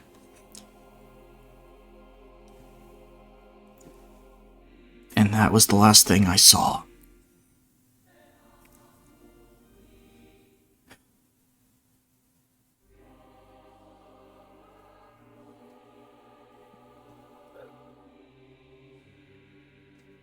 Kate is just sort of taking some sharp breaths, just thinking about what could have been done to his family. Cassius is a very dangerous man. The others, they at least thought, I believe, a bit of science. Devarro of expanding a spirit, and Barul alchemical mixtures, diving into what could change a body. But Cassius, he saw power.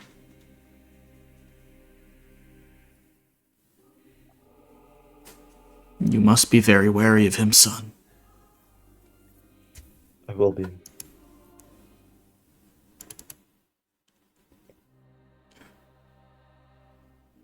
I know not what plans he has for you.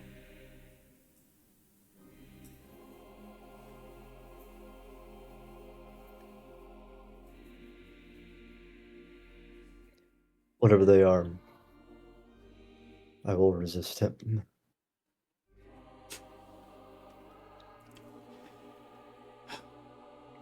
Well,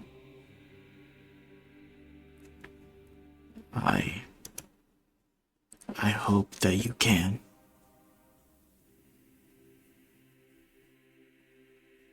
Have faith in me, Father. I've gotten this far. I'm still standing. Somehow.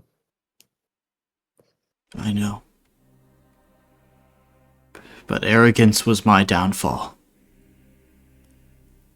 I do not want it to be like this for you.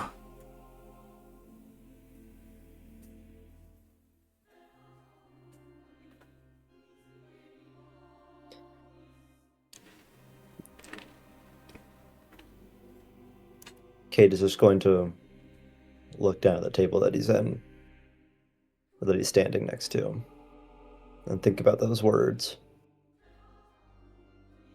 and remind himself of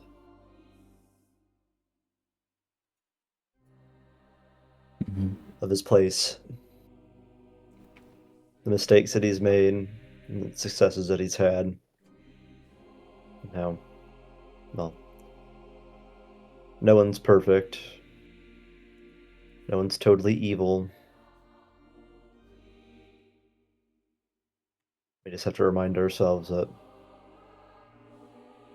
we just have to do our best and know our limits and when to try and break them.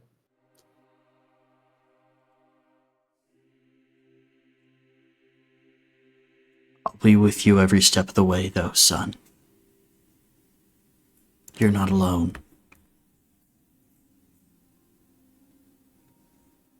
I think Kate is just going to look up at his dad and have a sort of watery-eyed smile at him. And he's going to try and go... he's going to try and go give him a hug. He knows it doesn't work like that, but he at least wants to go as close to him as he can. Mm-hmm. And you do so, and for a moment, as you just concentrate so hard, you feel like there is potentially something there as you draw upon bits of your own soul just to give some contact, some warmth. And your dad kind of cocks his head. What are you doing there, son? I just wanted to hug you. I just wanted to touch you again. I feel you.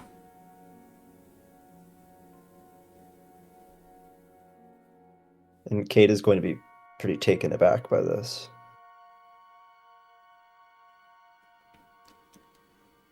I Felt it? I did. I do not know exactly what you've done. But it was not something that I can recall Devarro ever having achieved.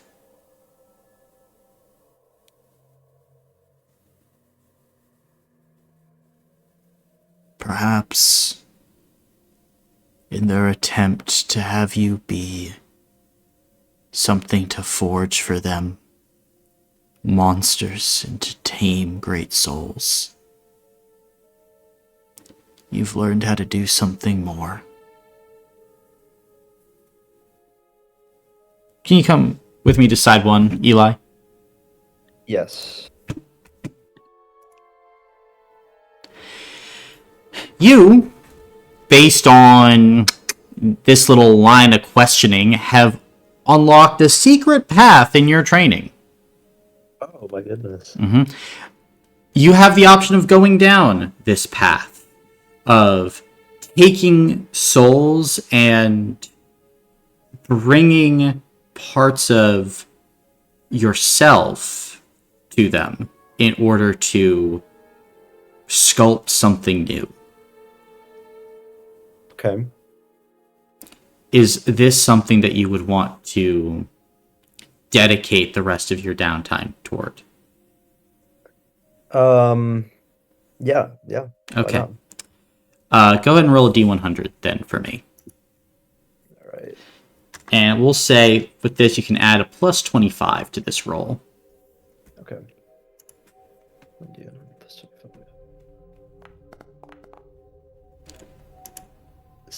74. 74. Do you have one hero point that you can spend?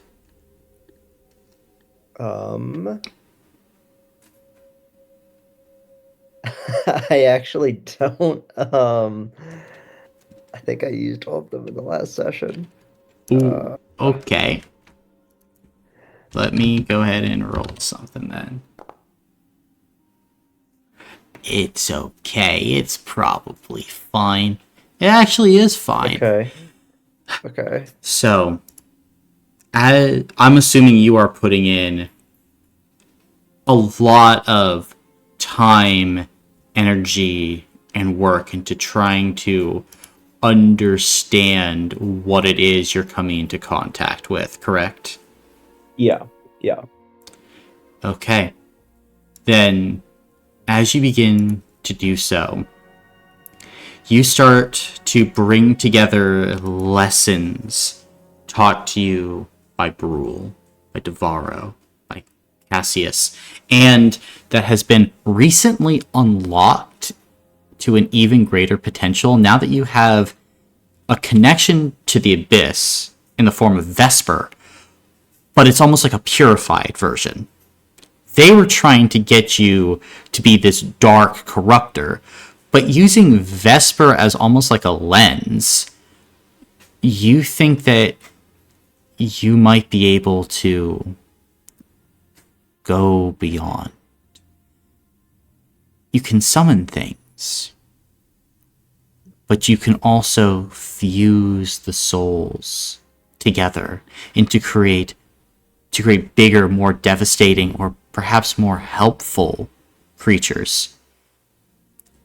You can perform soul fusion.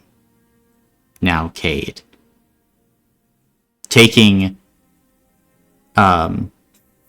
your soul, two other souls, using Vesper as kind of a catalyst, throwing it all together, and making something new. So, like, for instance, you have your father, but you also have your 20-armed squid. What if you, using Vesper, concentrated and made Adrian the Squid Knight? A vast, multi-armed being that could just race across the battlefield. You're kind of a mad scientist now in this moment, as you're able to throw these kind of combinations together, as you unfurl all of these equations. And if you go to Vesper with this, she would agree to help you in this because, well, it is perhaps a way at restoring things that are lost and doing more. As Cade, during this time skip, You pioneer a completely new field.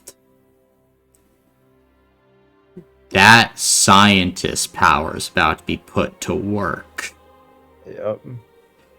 So, after the session is done, I will go ahead and add into your character sheet Soul Fusion. And basically now, you can go ahead and begin to unravel the many, many, many combinations of souls. But as for right now, because, you didn't want to scare or, you really didn't know what you were exactly working with. You gave, an outline of, I'm refining my powers, I'm working with souls, but the actual fusion part, your allies do not know that in full. At least, not yet. Okay. But, Cade, as you kind of lean back in your chair late one night, what are your thoughts as you figure out that you've cracked the code for how to fuse souls? I think Cade's gonna sit back in his chair and he's going to look outside through one of the windows. And he is going to just take a look at. I guess you can't really see that much. He's up in the air. But he is going to take a look outside at sort of the vastness of the land in front of him. And then he is going to take one of his books that has all of the different animals in it. Mm-hmm. And he's going to start flipping through it. And he's going to nod his head and think, this is good. This is pleasing. Gotcha. I can do good things with this. Very nice. Very nice. Then, at this point, Cade, will you return back to Maine with me? Yep. Alright. Hello. Hi! Alright, Hi. Tecton, Hi. you're up. Hi. Oh, okay. Bro, we were having panic attacks over the music. There's no need to panic. Uh-huh. Okay. Everything went Well, according to plan. Okay. Whose plan?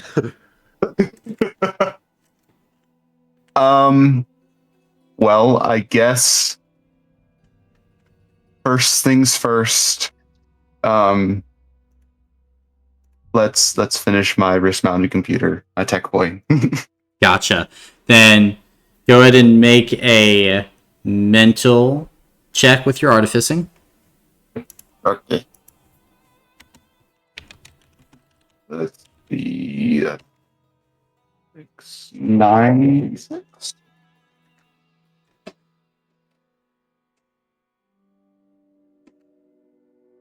Okay.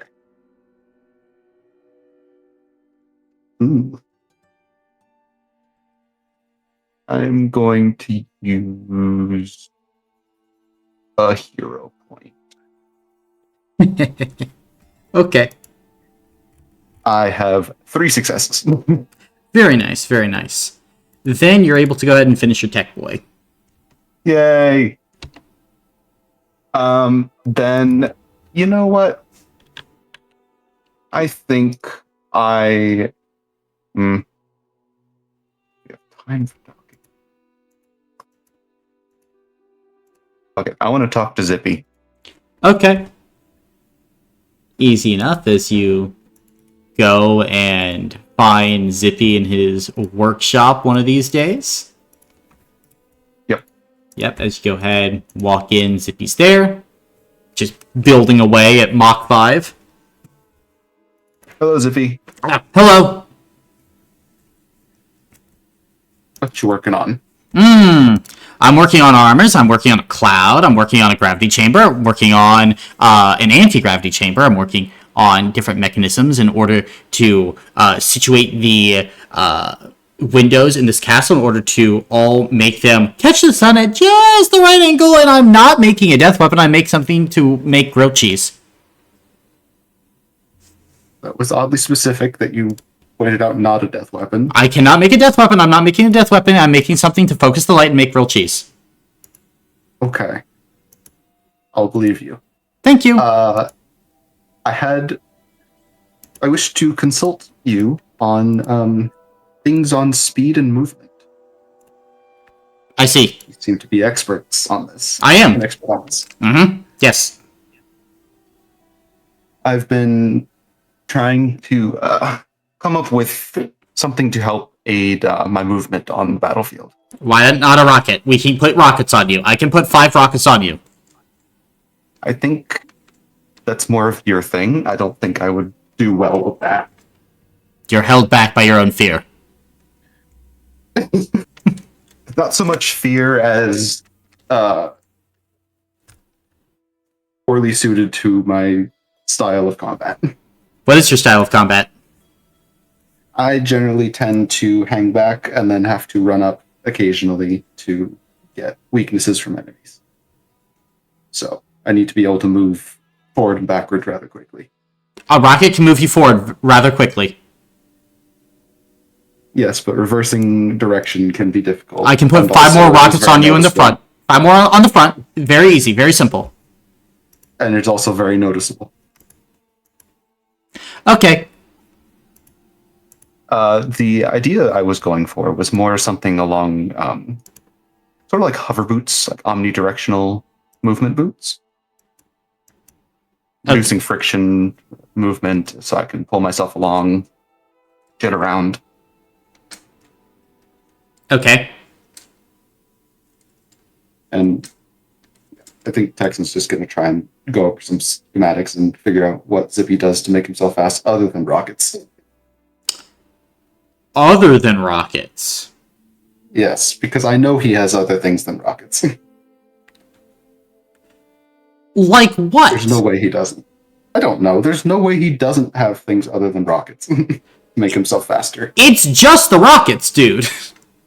Okay, then I'll try and figure out how to miniaturize his rockets so they are smaller and less powerful. Yeah, he just wants to go, like, he has rockets, he has wheels. And, like, Okay. he covers himself in metal so he can breach through structures with those things. Like, Okay. that's what he's got.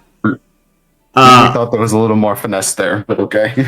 You think a guy named Zippy, who makes, doomsday weapons, has any sort of finesse? Potentially.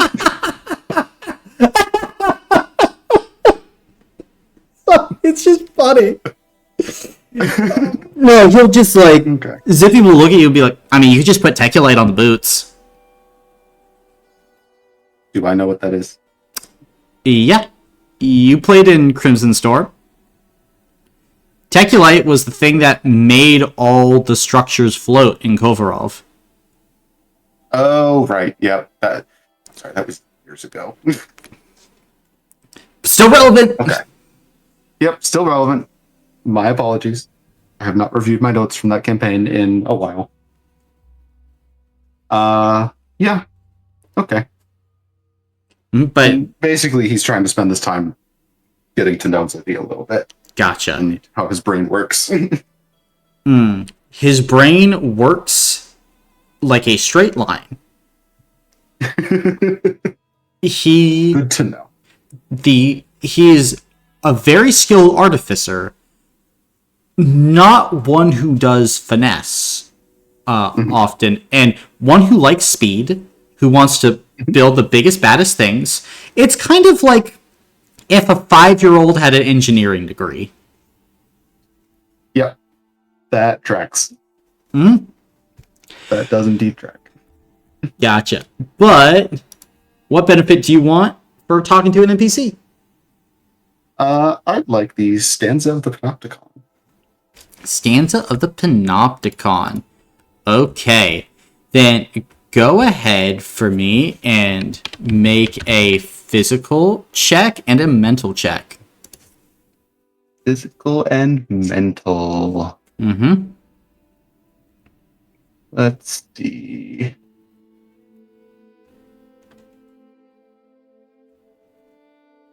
If I were to... I'm assuming I can't do this in the training area because it's not martial training. I mean, you could do it in the training area. I might do that. Okay. How is your training area being adjusted to benefit you? So for this one specifically, because what it sounds like, or what Panopticon means, I think it would be basically trying to have targets or enemies, whatever it can construct. I don't know what it can do. Just appearing all around to try and find weaknesses and be sure that he can spot everything around him. Gotcha. Easy enough. Easy enough. I think you give you an extra 2d6 on the rolls then. This is acceptable. Okay, physical and mental. Yes.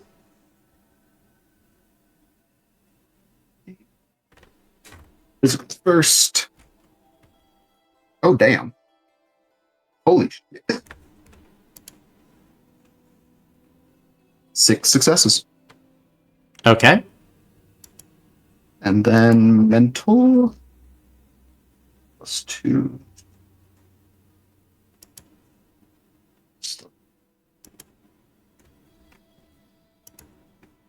Only 3 for that one. Gotcha. Almost complete with physical, then still have a ways to go with mental, though. Yeah. Panopticon. Yep. That's fine. Mm-hmm. Can I spend another downtime point to try again? Yeah. Or would it be more? You can. There's a downtime point. Cool. I would like to do that. Okay. So,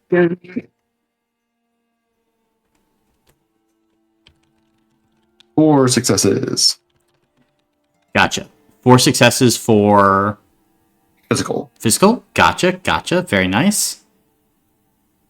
Mental. 3 successes for mental. Gotcha. You're good on physical then. Still ways to go on the mental, though. So I've used 2 now. Fuck it, we'll go for a third. Mhm. Mental. I don't have to roll physical anymore, right? No, you got physical. Yeah. Hey! 3 again. You're so close for mental. Fuck it. 1 more. Okay?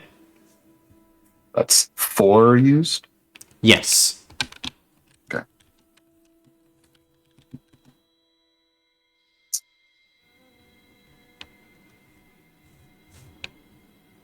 Okay, apparently mental is cursed with 3s, so 3. Gotcha. Then you would be able to go ahead and get Stanza of the Panopticon.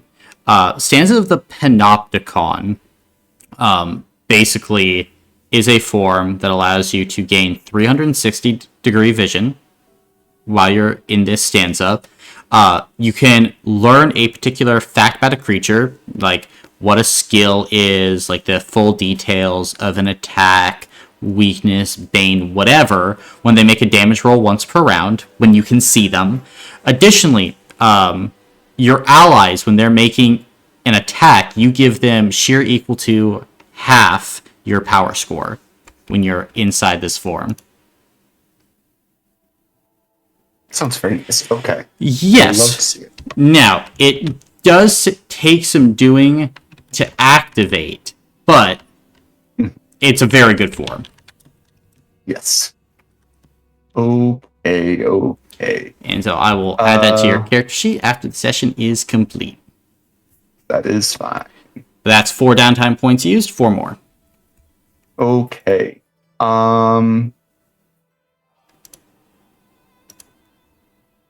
Then I would like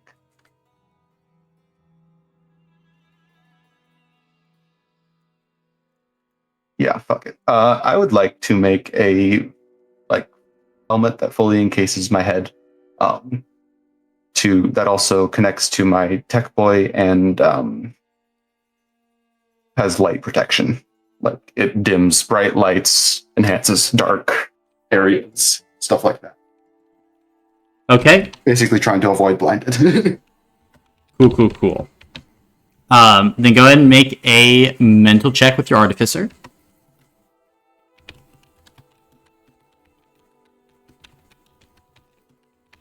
Okay.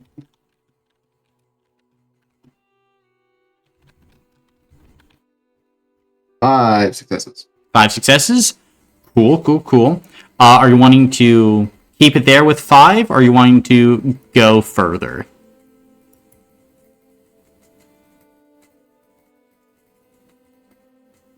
I'll spend 1. Okay. I roll again. Mm-hmm.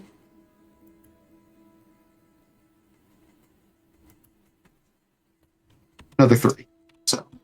Gotcha. You good with 8 then? Yep, that's good. Cool.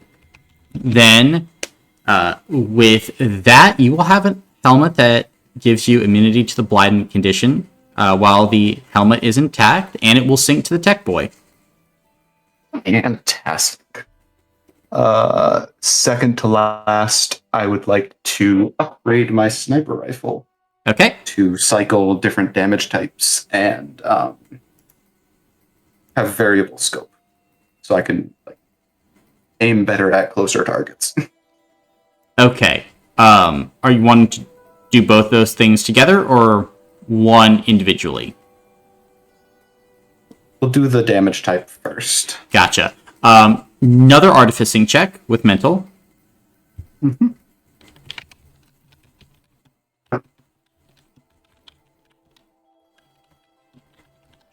Spend my last hero point on this. 4. 4. Done. You now cycle damage tags, elemental tags with that. Love to see it. Last one.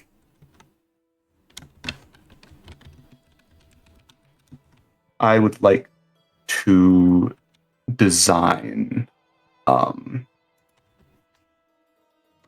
specifically to be produced easily and in larger quantities.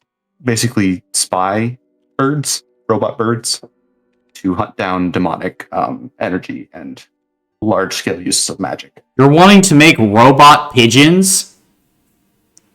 Ravens, but yes. Okay. Wait, okay. Ravens are also very big. So are you wanting to make them like big, or are you wanting them to be like just small little mass-produced things? We'll do small and mass-produced things. Yeah, because I can promise you, as a crow connoisseur, you have crows, and then you know when you see a raven. Those things are big. Then go ahead and make an artificing check then. With your mental, and I would say this would also be throw in a power score check in there. Just roll d6 is equal to your power score. Okay. Mental.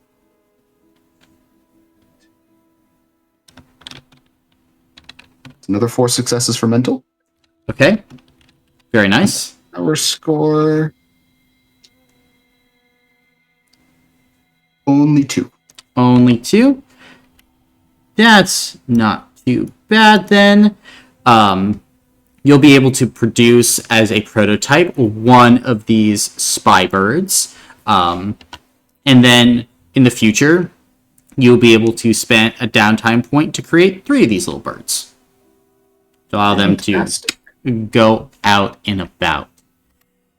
And I'm assuming you're deploying this spy bird pretty quickly to go and hunt for demonic activity and stuff like that? Yes, specifically demonic activity and large-scale uses of magic. Cool. Then I think probably after about a day or two, your bird would come back with a hit where it's found a likely location of demonic magic and energy being used. No. Are you wanting to alert the To the team? group. Gotcha. Then are you guys all kind of assembling together then on the night of the 91st of Orifel to go over this information? Yeah. Yep. Gotcha.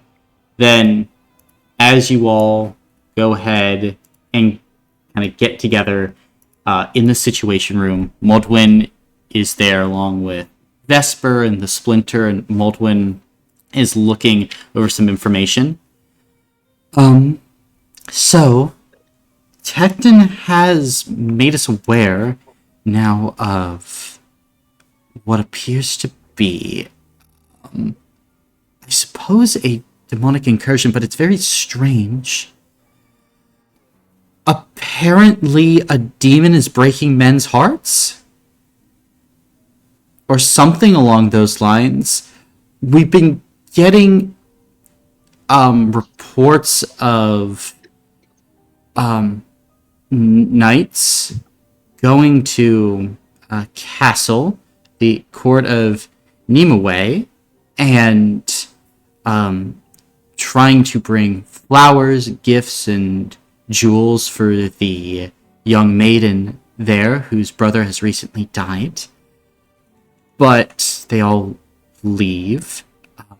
We did get a string of recent letters from one Sir Gareth about his brother and sister, Sir Peleus and Sir Laudine, who went to the castle, and Peleus came back and has died, apparently of sadness, and Sir Laudine has gone into the deep wood of Crachgillion, which, according to legend, has witches in it. I guess we just thought that it didn't seem like something a demon would do, but after closer inspection, look, they talk about, almost like a decay of Sir Peleus, and there is demonic energy hanging over not only the castle, but the forest where Laudine went. I don't know what would be the more fruitful option, but perhaps we could send all of you to the forest just to check it out? I think that's a good idea. If that guy's still alive, Yeah. we gotta save him.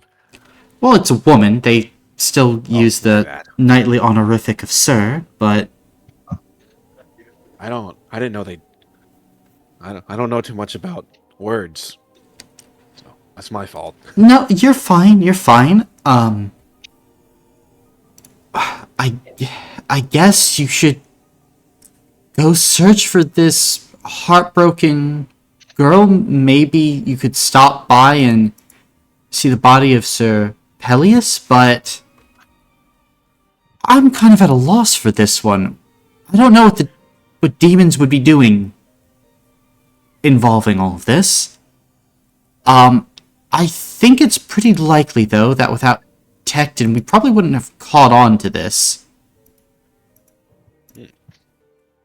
Good job, Tecton. How many of these birds? You have one of these birds. I know, I'm going to make so many of these Oh, birds. okay, yeah. Yes. Good work. Yeah, I say we hit the forest, and then we'll pay the castle a visit. Okay. Should I tell anyone to get ready and come with you? Oh man, what's the loadout?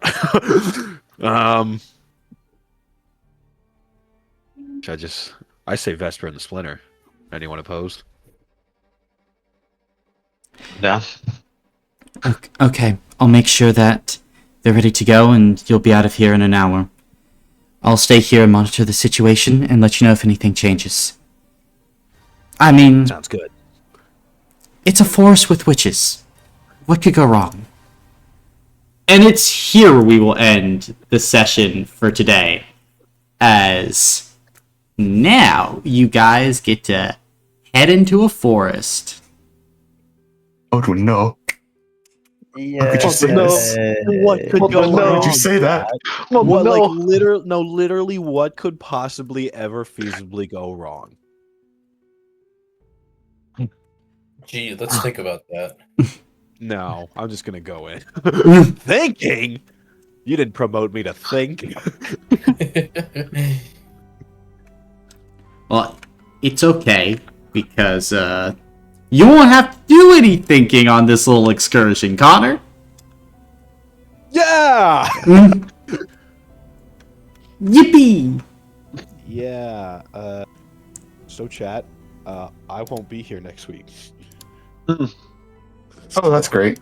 I see. So, high fives all around. I'm gonna run down the line. High five, y'all. Yeah. Yeah.